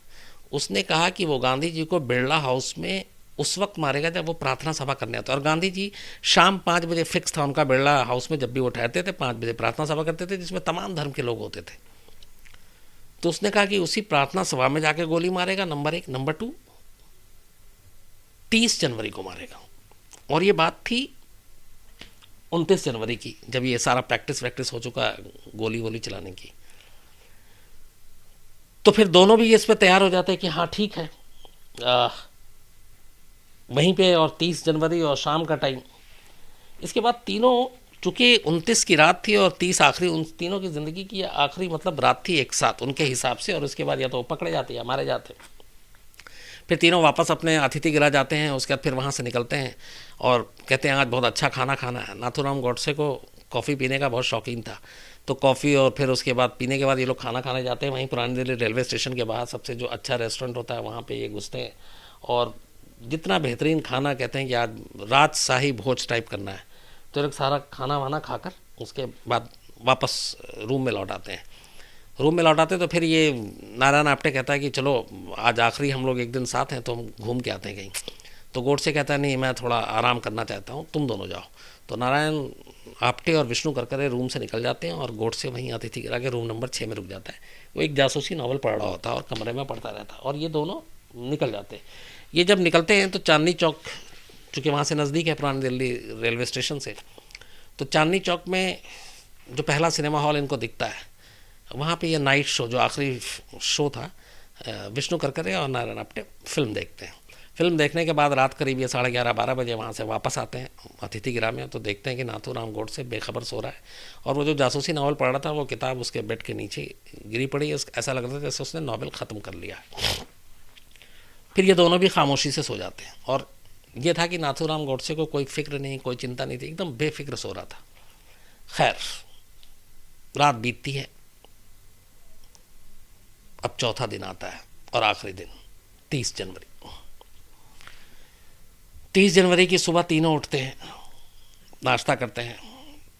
नाथूराम गोडसे को कॉफ़ी पसंद है, वो कॉफ़ी पीता है, और इसके बाद ये तीनों अब बैठ के प्लानिंग करते हैं कि आज चूँकि 5 बजे का टाइम फिक्स है, गांधी जी की प्रार्थना सभा का टाइम वही होता है, कि आज करना क्या है और कैसे करना है। अब हथियार इनके पास था, जगह इन्हें मालूम थी, लेकिन इसमें एक चीज़ आ रही थी कि 20 जनवरी को जब गांधी जी पे हमला हुआ था इसी बिरला भवन में और बॉम्ब फेंका गया था, उसके बाद से सिक्योरिटी बढ़ा दी गई थी बिरला हाउस की। तो अचानक इन्हें ख्याल आता है कि अगर हम पिस्टल को लेकर जाएंगे तो पकड़े जाने का खतरा है, तो फिर पिस्टल को कैसे ऐसे ले जाएं बिरला हाउस के अंदर तक। तो फिर बहुत बात करने के बाद एक आइडिया आता है इनको, कि नाथूराम गोडसे का ही आइडिया था कि चांदनी चौक से एक कैमरा खरीदते हैं। जो पुराने ज़माने में एक कैमरा आता था जिसको आप देखते हैं ट्राईपोड पर रखा जाता था ऐसे, और काला कपड़ा, उसके बाद वो कैमरामैन अपने सर पे डाल लेता था और फोटो खींचता था, बहुत बड़ा सा कैमरा होता था। तो उसने कहा कि उस कैमरे के अंदर हम पिस्टल डाल देंगे और हम फोटोग्राफर के तौर पर वहाँ एंट्री मारेंगे। तो आइडिया तीनों को पसंद आता है, तीनों चांदनी चौक जाते हैं, कैमरे फोटोग्राफर की दुकान में घुसते हैं, वहाँ से कैमरा। तो दुकानदार कहता है कि अब ये क्या आप आउटडेटेड कैमरा ले रहे हो, अब तो एक नए नए, तब बहुत सारे नए नए छोटे वाले कैमरे जो है वो इंडिया में भी आना शुरू हो गया था 48 में, और उसने कहा कि अब ये चलता नहीं है। तो जब उसे दुकानदार ने बताया तो इन लोगों को फिर अजीब लगा, कि उन्होंने कहा कि अगर मैं ये कैमरा लेके जाऊं और इस तरह से कपड़े वाला, तो कहीं ऐसा ना हो कि उन लोगों को डाउट हो जाए, शक हो जाए, और हम वैसे ही पकड़े जाएं। तो उसने कैमरे का आइडिया छोड़ दिया, उसने कहा कि कोई दूसरी तरकीब सोचो। इसके बाद वो वापस फिर आते हैं अतिथि गृह में। अब फिर कि नया आइडिया क्या, और इधर वक्त बीतता जा रहा है, करीब 11-12 बज चुका अब। तो फिर एक आइडिया नारायण आप्टे देता है कि एक काम करो, बुरखा पहन के चलो, क्योंकि गांधी जी की प्रार्थना सभा में महिलाएं मुस्लिम भी बहुत आती हैं और बुरके में तलाशी भी नहीं होगी और आसानी से तुम हथियार लेके चले जाओगे। तो ये उसको भी आइडिया पसंद आता है। फिर नाथूराम गोडसे ये लोग चांदनी चौक जाते हैं, वहाँ से एक बुरका खरीदते हैं, बुरका खरीद के ले आते हैं। बुरका खरीद के जब लाते हैं, अब जाहिर से तो दुकान में ये बुरका पहन के ट्रायल तो कर नहीं सकते थे, जेंट्स थे। तो वो बुरका जब पहनाया जाता है, तो चूँकि नाथूराम गोडसे थोड़ा कदकाठी में ठीक ठाक, तो वो उसको बुरका टाइट होता, और उसका ये था कि उसकी खासतौर पे बाहें फंस रही थी बुरके में। तो उसने कहा कि अगर मैं ये पहन के जाऊं तो मैं तो रिवॉल्वर निकाल भी नहीं पाऊंगा, चला भी नहीं पाऊंगा, क्योंकि मेरे हाथ फंस रहे हैं, नंबर 1। नंबर 2, और अगर गलती से पकड़े गया तो बोला बदनामी भी अलग होगी कि देखो बुरके के अंदर छुप के आया था। तो फिर इस आइडिया को भी ये ड्रॉप कर देते हैं, कहते नहीं बुरका नहीं। उसके बाद फिर परेशान। अब इस दौरान करीब 2-3 बज चुका है, 5 बजे उन्हें वहाँ पहुँचना भी है। फिर अचानक एक लाइन कहता है नाथूराम गोडसे कि ये छोड़ो ये सारी चीज़ें, आजकल एक आर्मी ड्रेस आता है जो फौजी पहनते हैं, ग्रीन कलर का होता है, पैंट होता है और शर्ट जो होता है वो शॉर्ट होता है और यूँ बाहर निकला होता है। तो उसने कहा कई बार सीधा सीधा तरीका भी काम कर जाता है, वो आर्मी का ड्रेस पहनो, कमर के अंदर पिस्टल लगाओ, शर्ट बाहर, क्या पता किसी की नज़र ही ना पड़े। तो ये आइडिया उन लोगों को क्लिक कर जाता है। फिर एक आर्मी का ड्रेस खरीद के लाते हैं, नाथूराम गोडसे उसको पहनता है, कमर के अंदर पिस्टल लगाता है, शर्ट बाहर करता है, और उसको वाकई एकदम कुछ पता नहीं चलता है। तो इनका ये आइडिया काम कर जाता है। उसके बाद अब ये पिस्टल को छुपाने का भी तरीका काम आ गया। अब ये हुआ कि लगभग टाइम, घड़ी भाग रही थी, 5 बजे पहुंचना था। तो तीनों कहते हैं कि अब चलते हैं बिरला हाउस। लेकिन जब निकलने वाले थे तभी नाथूराम गोडसे अचानक कहता है कि उसको मूंगफली खाने का उसका मन कर रहा है। तो नारायण आप्टे भाग के जाता है बाहर मूंगफली खरीदने के लिए, पर उसको रेलवे स्टेशन के आसपास उस वक्त मूंगफली नहीं मिलती, तो वो बादाम ले आता है। पर नाथूराम गोडसे मना कर देता, कहता है मुझे बादाम नहीं, मूंगफली खाना है। फिर वो दोबारा जाता है और बहुत दूर से कहीं से ढूंढ के लेकर आता है, और वो मूंगफली मिलती है, और उसके बाद वो मूंगफली खाता है। मूंगफली खाने के बाद फिर तीनों निकलते हैं अतिथि गृह कमरा नंबर 6 से। बाहर आकर तीनों एक टैक्सी में बैठते हैं। टैक्सी जो है वो बिरला हाउस के लिए बुक की गई थी। उसके बाद ये निकलते हैं। लेकिन जब बिरला हाउस के पास जा रहे थे तो रास्ते में अचानक बिरला मंदिर पड़ता है, आप लोगों ने देखा होगा। तो विष्णु करके गाड़ी रुकवा देता है। वो कहता है कि 1 सेकंड। तो वो पूछता है क्यों रुकना, तो उसने कहा कि एक पता नहीं कभी मौका मिले ना मिले, एक बार ज़रा दर्शन करके आ जाते हैं। तो नारायण आप्टे कहता मैं भी चलूँगा। तो ये दोनों उतरते हैं, तो गोडसे को कहते हैं कि तुम भी आ जाओ। तो गोडसे कहता नहीं, तुम दोनों जाओ। तो ये दोनों बिरला मंदिर जाते हैं, दर्शन करते हैं। गोडसे अपना कार में ही बैठा हुआ था। उसके बाद वो वापस आते हैं। टाइम अब लगभग हो चुका था, करीब 4:45 बजने वाला, और बिरला मंदिर, बिरला भवन बिल्कुल पास में है। तो जब वो वापस आते हैं तो उसके बाद अब तीनों अलग अलग होते हैं। नाथूराम गोडसे नारायण आप्टे विष्णु करकरे से गले मिलता है। सबसे पहले आगे वो जाता है, कहता है मैं जा रहा हूँ बिरला हाउस, तुम लोग पीछे से आना।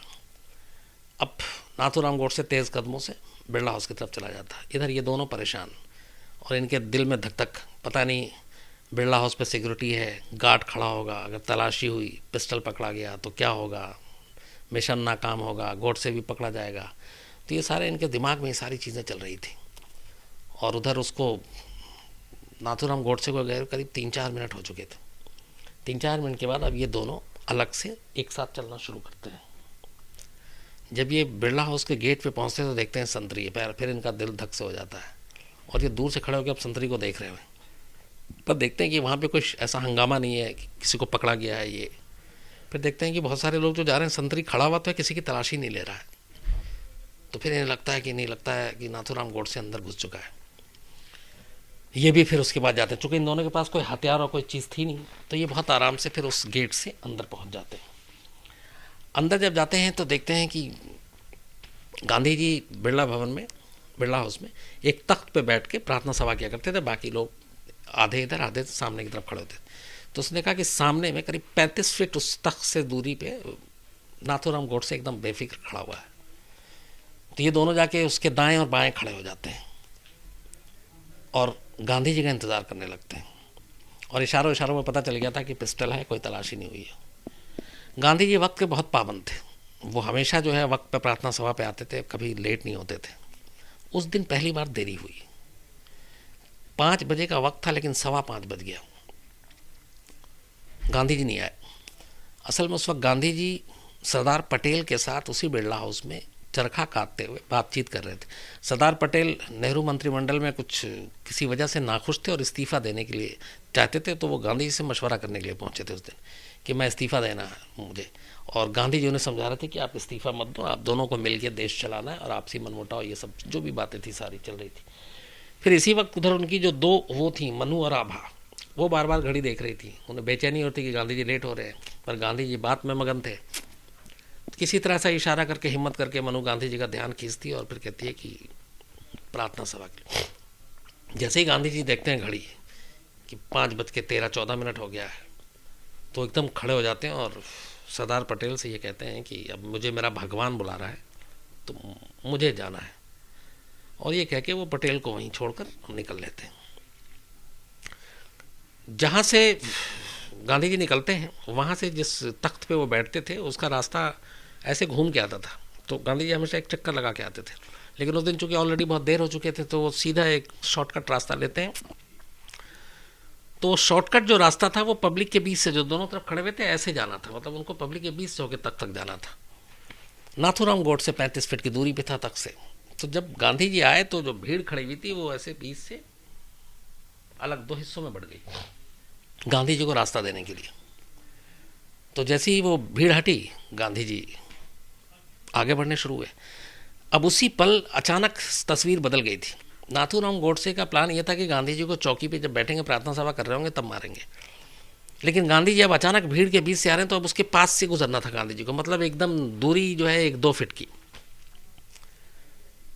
अब इसको नाथूराम गोडसे को फैसला करना था क्या करे, पहला प्लान करे या दूसरा प्लान करे। उसने उसी वक्त प्लान किया। उसने कहा कि नहीं, चौकी तक जाने का इंतजार नहीं करेंगे, गांधी जी जैसे ही आएंगे पास में उसी वक्त गोली मारेंगे। गांधी जी आते हैं, जैसे ही उसके करीब आते हैं, नाथूराम गोडसे कमर से पिस्टल निकालता है और उस पिस्टल को दोनों हाथ के बीच में, वो पिस्टल यूं जैसे आप नमस्ते किसी को करते हैं उसके बीच में दबा लेता है। और उसी वक्त एक और फैसला करता है। वो ये कहता है कि ना, गांधी जी को गोली मारने से पहले वो उनको नमस्ते करेगा और उनका धन्यवाद देगा जो भी उन्होंने देश के लिए किया। गांधी जी जैसे उसके पास आते हैं, वो पिस्टल हाथ में दबा के और उनको नमस्ते करता है और उसके बाद वो झुकता है पैर छूने के लिए कि धन्यवाद करना है। तो मनु और आभा को लगता है कि ये आदमी पैर छूने के लिए है और वैसे ही लेट हो रहे हैं, तो वो उनको हटाने के लिए, मतलब उसको हटने के लिए कहती है। लेकिन तब तक वो उसको धक्का देता है और धक्का देने के बाद सीधे अपने दोनों हाथ खोल देता है, सामने रिवॉल्वर, और उसके बाद 1, 2, 3 कुल 3 गोली बिल्कुल नज़दीक से, लगभग 1 से 2 फीट की दूरी पे वो गांधी जी को मारता। गांधी जी को गोली लगती है, गांधी जी वहीं पे गिर पड़ते हैं। पहले कुछ सेकंड तक तो किसी को समझ ही नहीं आया कि क्या है, लेकिन उसके बाद जब गांधी जी गिरे और गोली की आवाज़ बहुत तेज़ आई, तब तक लोग फिर अफरा तफरी। इधर मनु और आभा गांधी जी को संभाल रही, बाकी लोग गांधी जी के पास पहुंचते हैं और उन्हीं भीड़ में से बाकी लोग नाथूराम गोडसे को पकड़ते हैं। 3 गोली चूंकि बिल्कुल करीब से मारी गई थी, गांधी जी बुजुर्ग, तो वो गिरते हैं, धोती पहने हुए थे सफ़ेद। अचानक उनके सीने से जो खून निकलता है वो धीरे धीरे उनकी धोती की तरफ बढ़ता है और धोती लाल होती जाती है और अगले कुछ मिनट में गांधी जी वहीं पे दम तोड़ देते हैं। जिस वक्त गांधी जी को ये गोली मारी गई और गांधी जी नीचे गिरे और गांधी जी की मौत हुई, तो गांधी जी हमेशा अपने साथ जो धोती पहनते थे, एक इंगरसोल घड़ी लेके चलते थे, चूँकि वो टाइम के बहुत पाबंद थे, तो वो इंगरसोल घड़ी उनकी बड़ी ट्रेडमार्क थी। तो जब ये सब कुछ हुआ, तब उस वक्त उस इंगरसोल घड़ी में जो वक्त था वो ठीक शाम 5:17। तो 5:17 को ही FIR में भी जो है वो माना जाता है कि ये गोली मारी गई थी। और इस तरह से गांधी जी को फिर हालांकि हॉस्पिटल ले जाया जाता है, लेकिन इतनी नज़दीक से गोली मारी गई थी कि उसके बाद कुछ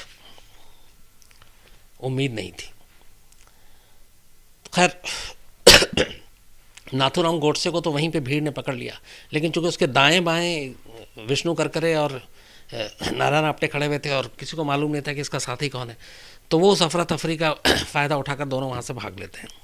हालांकि बाद में दोनों पकड़े जाते हैं। जब नाथूराम गोडसे से पूछताछ होती है, वो सारी चीज़ें बताता है, तो वो पकड़े जाते हैं।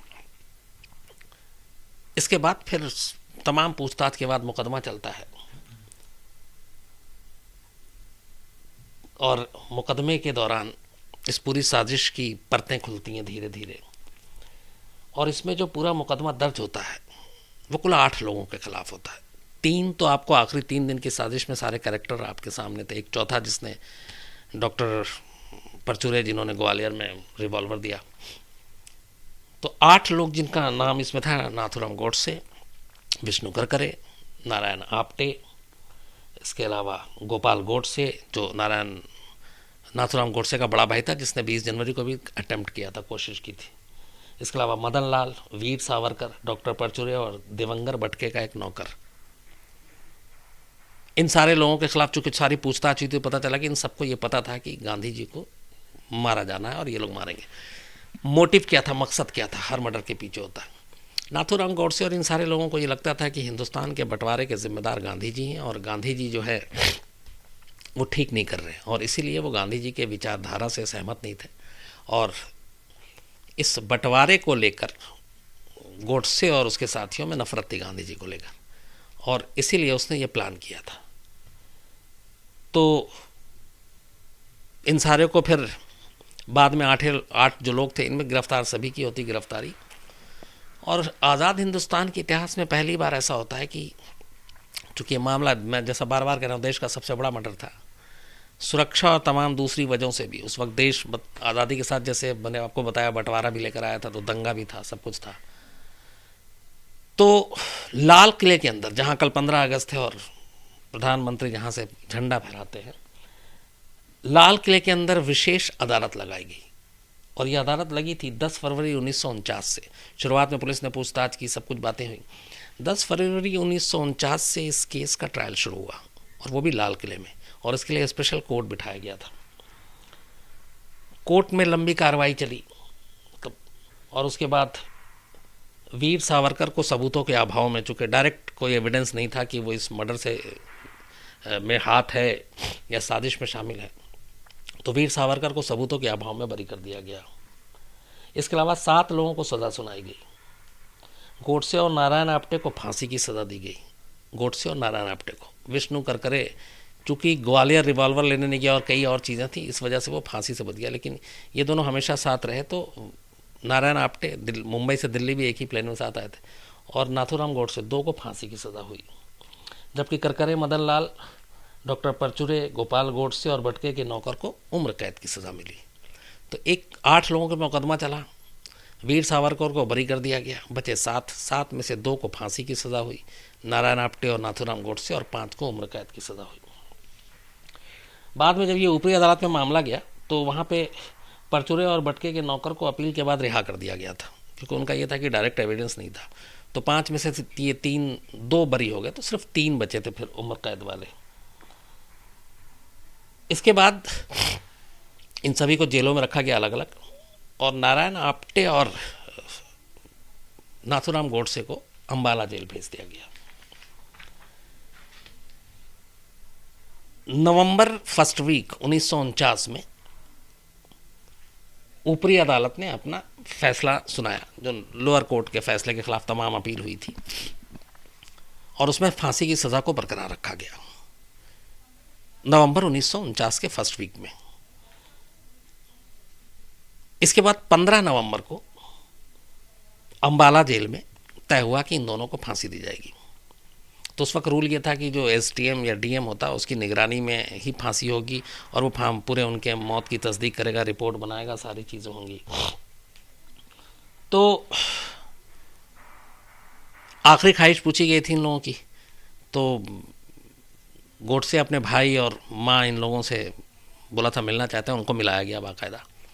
और जिस दिन सुबह 7:30 बजे अम्बाला जेल में फांसी हुई 15 नवंबर 1949 को, उस दिन उसको कॉफ़ी का इतना शौक़ था कि उसने मरने से पहले भी जो आखिरी ख्वाहिश की थी वो जेलर से कहा था मुझे कॉफ़ी पीना, और उसने कॉफ़ी पी और बाकायदा जेलर को थैंक्स भी बोला। ये दस्तावेजी डॉक्यूमेंट्स है इसका, उस जेलर का बाकायदा। चूँकि अब ऐसा नहीं होता कि फांसी की चीज़ें अब डिस्क्लोज़ नहीं की जाती, उस वक्त ये मामला ऐसा था कि इसमें बाकी सारी चीज़ें थी, पूरा जेलर का इंटरव्यू और वो सारी चीज़ें थी।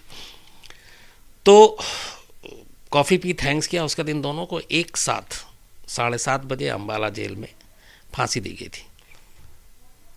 उसमें रिपोर्ट ये है एक कि जब फांसी के लिए ले जाया जा रहा था तब नारायण आप्टे तो मतलब ठीक ठाक था, पर नाथूराम गोडसे घबराया हुआ था, लड़खड़ा रहा था, नहीं चला जा रहा था। और 7:30 बजे के आसपास फांसी देने के बाद इन दोनों की लाशों को इनके परिवार को नहीं सौंपा गया था। उसकी भी वजह ये थी कि इससे फिर बाकी चीज़ें होंगी और क्या क्या होगा। तो अम्बाला जेल में फांसी देने के बाद वहीं एक नदी के किनारे इनका अंतिम संस्कार कर दिया गया, और जिस खेत में ये अंतिम संस्कार किया गया था उस खेत में बाद में हल जोत दिया गया, ताकि निशानी न रहे कि यहाँ पे किसी का अंतिम संस्कार हुआ और उसको लोग जाके मानने लगे और ये करें। तो बाकायदा जहाँ पे अंतिम संस्कार उसकी निशानी मिटा दी गई। तो आज भी ये पता नहीं है कि नाथूराम गोडसे और नारायण आप्टे को अम्बाला में किस जगह पे वो अंतिम संस्कार किया गया और वो कहाँ पे था, तो ये उसको मिटा दिया गया। हाँ, उसके बाद संस्कार के बाद जो इनकी अस्थियाँ थी वो बाकायदा पुलिस को दी गई और पुलिस ने उसको ले जाकर जो भी रीति रिवाज के तहत वो सारी चीज़ें की थी। तो ये आज़ाद हिंदुस्तान का पहला सबसे बड़ा मर्डर था, जिसको हम लोग आज 72 साल बाद भी नहीं भूले। और दूसरी ख़ास बात ये थी कि इसी मर्डर से जुड़ा हुआ ये आज़ाद हिंदुस्तान की पहली फांसी भी थी, नाथूराम गोडसे की और आप्टे की। उसके बाद और भी फांसी हुई, लेकिन जब हिंदुस्तान आज़ाद हुआ था तो जो पहली फांसी थी वो इन दोनों की थी। तो ये थी पूरी कहानी।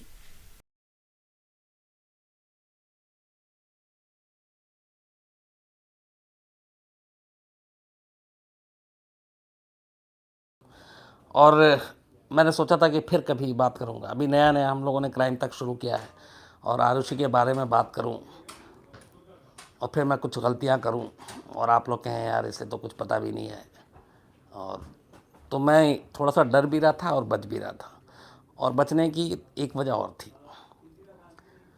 ये आरुषि इकलौता ऐसा केस है, मतलब मेरे अपने करियर में, जिसको लेकर मीडिया ने बड़ी गाली खाई। उसमें मैं भी हूँ। और मुझे लगता है कि आरुषि इकलौता ऐसा केस है जिसमें किसी विक्टिम का जो कैरेक्टर असैसिनेशन होता है वो किसी और में नहीं हुआ जितना आरुषि में हुआ। मतलब क्या क्या कहानियाँ नहीं चली।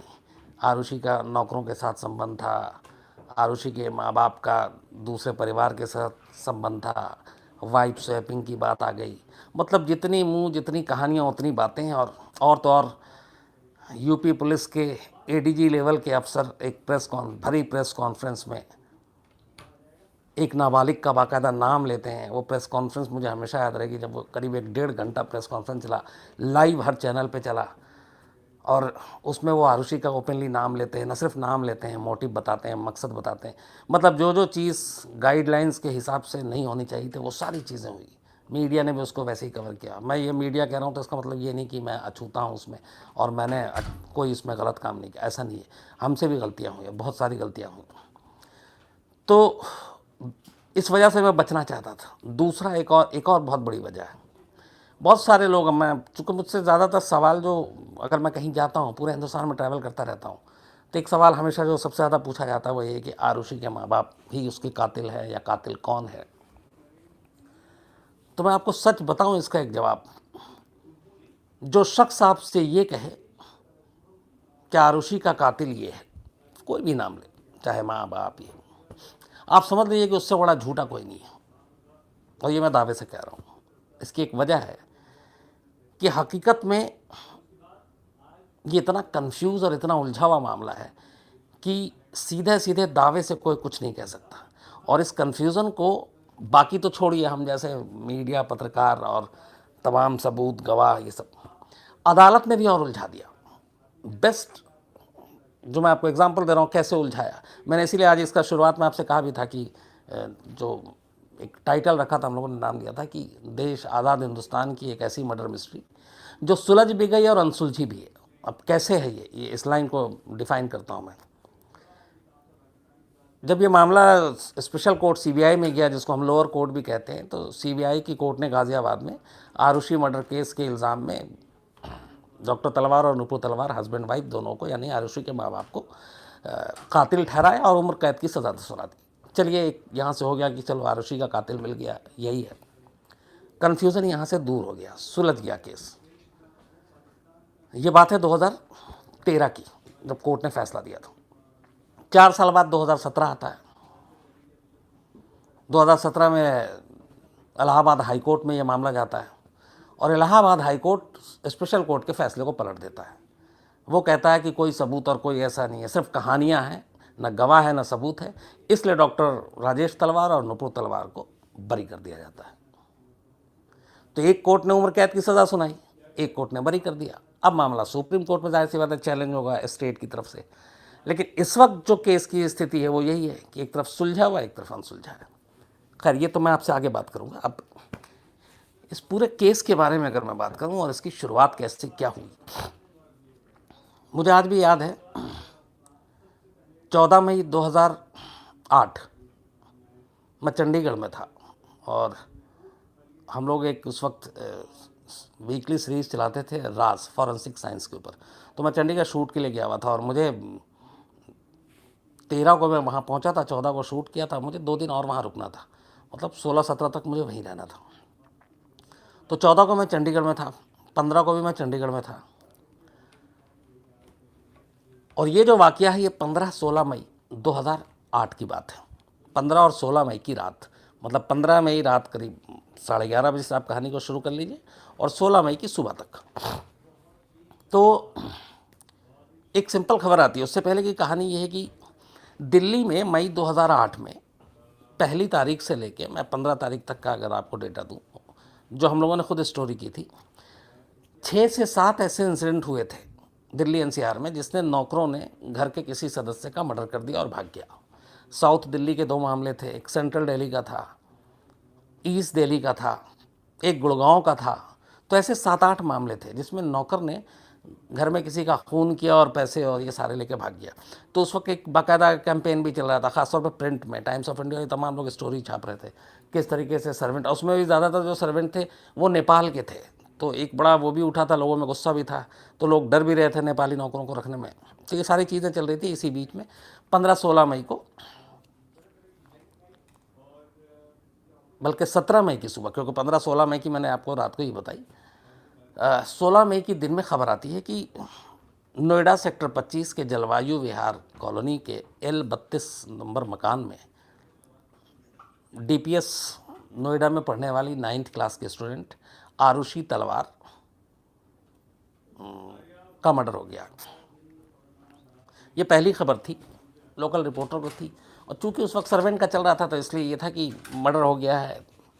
तो एक और DPS की स्टूडेंट थी, तो स्टोरी थोड़ी सी बड़ी हो गई। अब रिपोर्टर जाता है, अपना सारा कुछ कवर करते हैं, तो पता चलता है जब शुरुआती कहानी आती है कि घर का नौकर एक हेमराज है, वो मिसिंग है, गायब है। तो ये 15 दिन से चल रहा था कि 7-8 मर्डर हो गया, नौकरों ने मर्डर किया। तो ये अचानक ये घटना जब आती है तो पहली चीज़ यही आती है कि एक और नौकर ने एक मर्डर कर दिया और चला गया। तो चूँकि सिलसिला एक चल रहा था 10-15 दिन से, तो हम सब ने भी यही माना। और उसके बाद ये स्टोरी जो 16 मई की बात है, उसी हिसाब से एक छोटी सी स्टोरी कवर होती है, आज तक में भी चलती है। 17 मई की सुबह टाइम्स ऑफ इंडिया में फ्रंट पेज पे, मुझे आज भी याद है, स्टोरी छपती है। सेकंड लीड स्टोरी थी और टाइम्स ऑफ इंडिया की हेडिंग जो थी इंग्लिश में, वो हिंदी में वो इस तरीके से मतलब था कि अनदर सर्वेंट किल्ड, और वो आरुषि के लिए था। ये टाइम्स ऑफ इंडिया की सेकंड हेडलाइन थी, क्योंकि अब तक यही था कि हेमराज गायब था, आरुषि मारी गई थी, नौकर मार के भाग गया। तो टाइम्स ऑफ इंडिया की हेडलाइन थी और ये तमाम चीज़ें। मैं फिर मुझे लगा कि अच्छा, ये इतनी हम लोग की नज़र में, तब तक आपको थोड़ा बताऊं, स्टोरी कितनी बड़ी और छोटी होती है उस हिसाब से भी मूवमेंट होता है और काम होता है। तो तब तक हमें ये नहीं था कि ये इतनी बड़ी खबर है और ये कुछ है ऐसा। लेकिन क्या होता है कि जिस दिन टाइम्स की स्टोरी छपती है उसी दिन दोपहर को जिस हेमराज को नेपाल तक गई नोएडा पुलिस ढूंढने के लिए, वो उसी घर की छत पे उसकी लाश मिलती है। तो जैसे ये लाश मिलती है वो खबर आती है, और उसके बाद अचानक अब ये खबर बड़ी हो जाती है कि जिसके ऊपर डाउट था, जो कातिल है, उसकी तो वो तो खुद मरा हुआ और वो तो उसकी लाश उसी घर में ऊपर में छत पे पड़ी हुई है। तो स्टोरी पूरी बदल जाती है। अब जब स्टोरी बदलती है तो फिर ये एक क्राइम रिपोर्टर के लिए बड़ी चौंकाने वाला एलिमेंट था। तो मैं चूँकि क्राइम टीम देखता हूँ तो मैं रिपोर्टर के लगातार टच में था, तो फ़ोन आया, ऐसा ऐसा हुआ है। तो फिर मुझे लगा बहुत बड़ा मामला है। खैर, तब तक मुझे लौटना भी था, तो मैं सीधा दिल्ली आता हूँ। और मॉर्निंग में हम 10-11 बजे दिल्ली पहुँच चुके थे। उसके बाद मैं सीधा घर जाकर सामान रखने के बाद पहली बार नोएडा पहुँचता हूँ। जलवायु विहार सेक्टर 25 L32, ये मकान नंबर पिछले 10 साल से मुझे यूं ही रटा हुआ है। तो वहाँ जाकर फिर, तब तक ये चूँकि नोएडा पुलिस के पास पूरा केस था और नोएडा पुलिस ने सब कुछ संभाल रही थी। और नोएडा पुलिस बहुत ही मीडिया के लिए काफ़ी हेल्पफुल है। दिल्ली पुलिस में थोड़ा सा, या मुंबई पुलिस में अगर आप जाएँ तो बहुत सारे डूज एंड डोंट्स होते हैं, लेकिन नोएडा, यूपी, बिहार, एमपी, राजस्थान की पुलिस हम लोगों के हिसाब से थोड़ी हमें सूट करती है। वो जनरली रोकते टोकते नहीं है। तो खैर वहाँ जाता हूँ, फिर सारी रिपोर्टिंग होती, सारी चीज़ें होती। ये आपके मतलब की नहीं है, मैं असल में पूरी फिर आपको कहानी बताता हूँ। जब सारी चीज़ें हुई तो क्या क्या हुआ, तो कहानी सुने उससे पहले मैं आपको वहाँ का सीन ऑफ क्राइम बताता हूँ कि जब गया तो सारी चीज़ें हुई, उसमें हम लोगों ने भी कानून तोड़ा। और मुझे याद है कि तब के एसएसपी ने कहा भी था कि एविडेंस एक्ट लग सकता था। मैंने कहा अनजाने में हो गया ये। हमारी टीम के कई रिपोर्टर जब वहाँ पहुँचे, हम लोग पहुँचे और कई लोग थे, तो तब घर के अंदर यूँ एंट्री, किसी भी चीज़ को हाथ लगा दो, सारे पुलिस वाले भी हाथ लगा रहे थे, तो वो गलत था। उससे एविडेंस और फिंगरप्रिंट्स मिट जाते हैं। तो कुछ रिपोर्टर जो है घर के कई चीज़ें उठा कर ले आए थे। एक ने एक बॉक्स था घर में, उस बाहर में, उसने बॉक्स में हाथ डाला तो देखा कि कुछ लेटर्स हैं, कुछ और हैं। उसी में एक मोबाइल बिल भी था, वो आरुषि के मोबाइल का बिल था। वो बिल ही उठा कर ले आया। अब वो बिल से ये हो रहा है कि इसका कॉल का, हालांकि वो बिल जो था जाहिर सी बात है वो लास्ट मंथ का होता है बिल हमेशा, तो उससे इस केस का कोई लेना देना नहीं था। लेकिन ये कि हाँ, और उससे एक बिल से एक ही अंदाज़ा लगाया जा सकता था कि आरुषि अगर कॉल करती है तो उसका टाइमिंग क्या है, ड्यूरेशन क्या है, कोई ऐसा नंबर जिस पर लंबी बात करती है। लेकिन सब कुछ लेकर आया, तो जब मेरे पास आया तो फिर मैंने कहा ये तो एविडेंस एक्ट के तहत रहता है, तो खैर वो कॉपी वॉपी करके वापस उसी बॉक्स में रख दिया गया। तो ऐसे बहुत सारे रिपोर्टर ने किया उस वक्त। ये जबकि नहीं होना चाहिए। तो ये सारी चीज़ें चलती रहीं, उसके बाद रिपोर्टिंग होती रही, सारी कहानी आती रही, लोगों से मिलते रहे। अब असली में आरुषि की कहानी में, मतलब ये जो कहानी है, ये नोएडा पुलिस, सीबीआई, और हाँ आपको मैं ये भी बताऊं कि डॉक्टर राजेश तलवार और उनकी वाइफ नुपुर तलवार, उनके भाई दिनेश तलवार, अनीता दुर्रानी, ये सब खास, जो अनीता दुर्रानी की फैमिली फ्रेंड है, इन लोगों से मैं करीब करीब नहीं तो 1 दर्जन बार मिला हूँगा। डॉक्टर तलवार से जब वो गिरफ्तार नहीं हुए थे शुरुआत में, तब भी मिला था। जब वो गिरफ्तार होकर ज़मानत पे दोनों हम हस्बैंड वाइफ थे, मैं तब भी मिला था। और 1 डेढ़ घंटा जब भी मिला तो मैंने बात भी की। उनकी होती थी कि कैमरे पे कई बार बात नहीं करते थे, लेकिन जो हमारे सवाल थे वो कहते थे पूछो, पूछते थे। और आखिरी मेरी मुलाकात जब वो अभी 2017 में नवंबर में जब वहाँ से छूटे दासना जेल से, तो मेरी मुलाकात हुई। तो बस 1 सेकंड होल्ड की, क्योंकि बॉस का फ़ोन है, मुझे लगता है, तो बस 1 सेकंड। हेलो।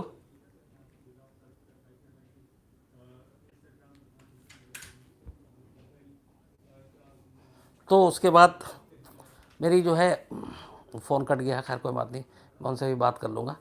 तो ये सारी जो बातें की, सब लोगों से मिला जुला, सब कुछ हुआ। उसके बाद एक पूरी कहानी जो मेरी नहीं है, ये भी आपको बताऊं, ये पूरी कहानी जो अदालती पन्नों में है, पुलिस की चार्जशीट में है, एफआईआर में है, स्टेटमेंट की शक्ल में है, फॉरेंसिक एविडेंस की शक्ल में है, लाई डिटेक्टर टेस्ट की शक्ल में है, तो वो सारी चीज़ें थी। लेकिन उन सब चीज़ों का भी साइड रखते हैं, हम सिर्फ कहानी की बात करते हैं। वो मैं आपको आगे बताऊँ। 15-16 मई की रात डॉक्टर राजेश तलवार, उनकी वाइफ नुपुर तलवार, दोनों पेशे से डेंटिस्ट, उनकी एक बेटी आरुषि जो 9th क्लास में पढ़ती थी डीपीएस में, और एक हेमराज, नेपाल का रहने वाला एक नौकर, ये 4 लोग L32 फ्लैट में नोएडा के थे। उस रात उस घर से कोई बाहर नहीं गया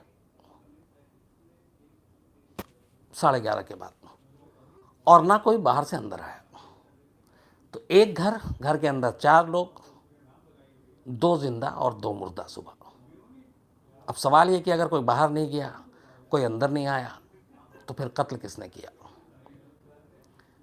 क्या आरुषि और हेमराज ने एक दूसरे को मार दिया, या कोई एक छलावा बन के आया और मार के चला गया, या घर के ही लोग कत्ल में शामिल हैं? तो ये वो सवाल था जिसने इस पूरे केस को उठाना शुरू किया। L32 के फ्लैट में 5 दरवाजे हैं टोटल। मैंने हर दरवाजे को बहुत बार देखा, जितनी बार भी मौका मिला था।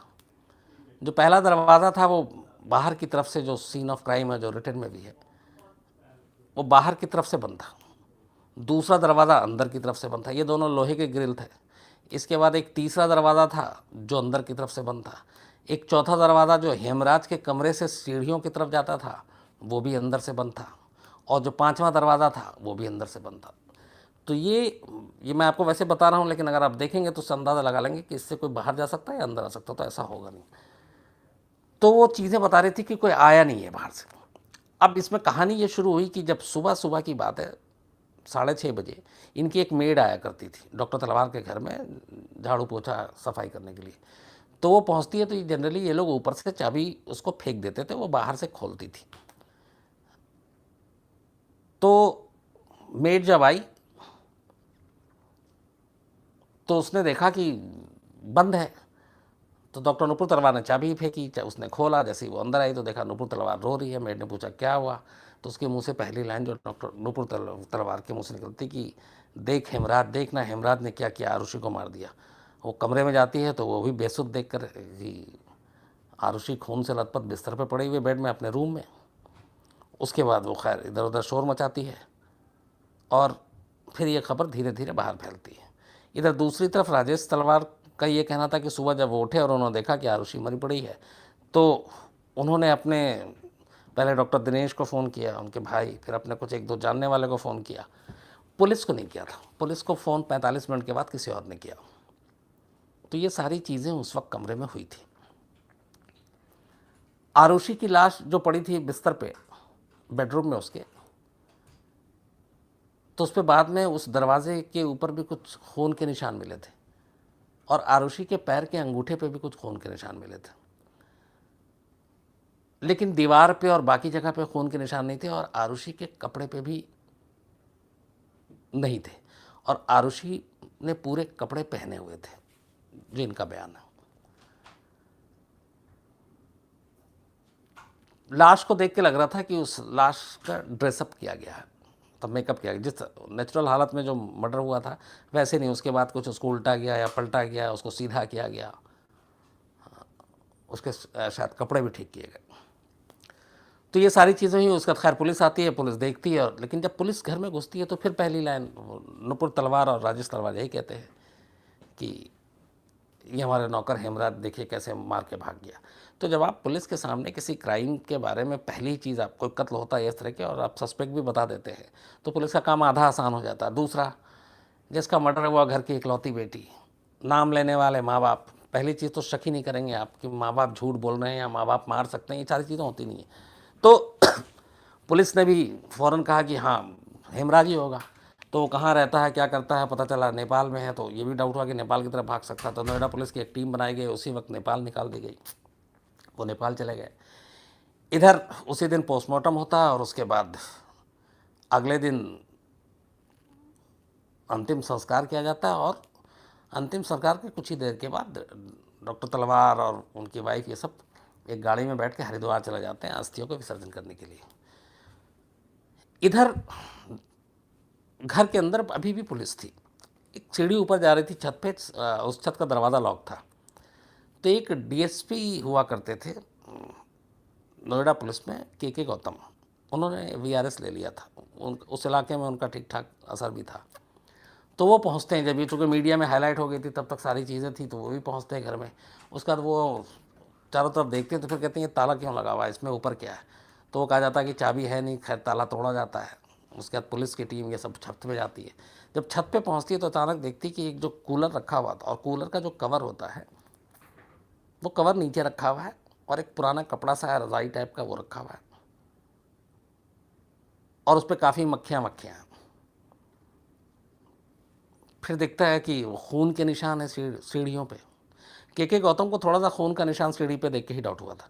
तो जब वो कूलर का कवर हटाते हैं और वो हटाते हैं तो देखते हैं कि ये तो उस शख्स की लाश है जिसको ढूंढने के लिए नोएडा पुलिस नेपाल गई हुई है, जिसके बारे में माँ बाप कह रहे हैं कि वह कातिल वही है। तो अब जिसके ऊपर कातिल होने का शक था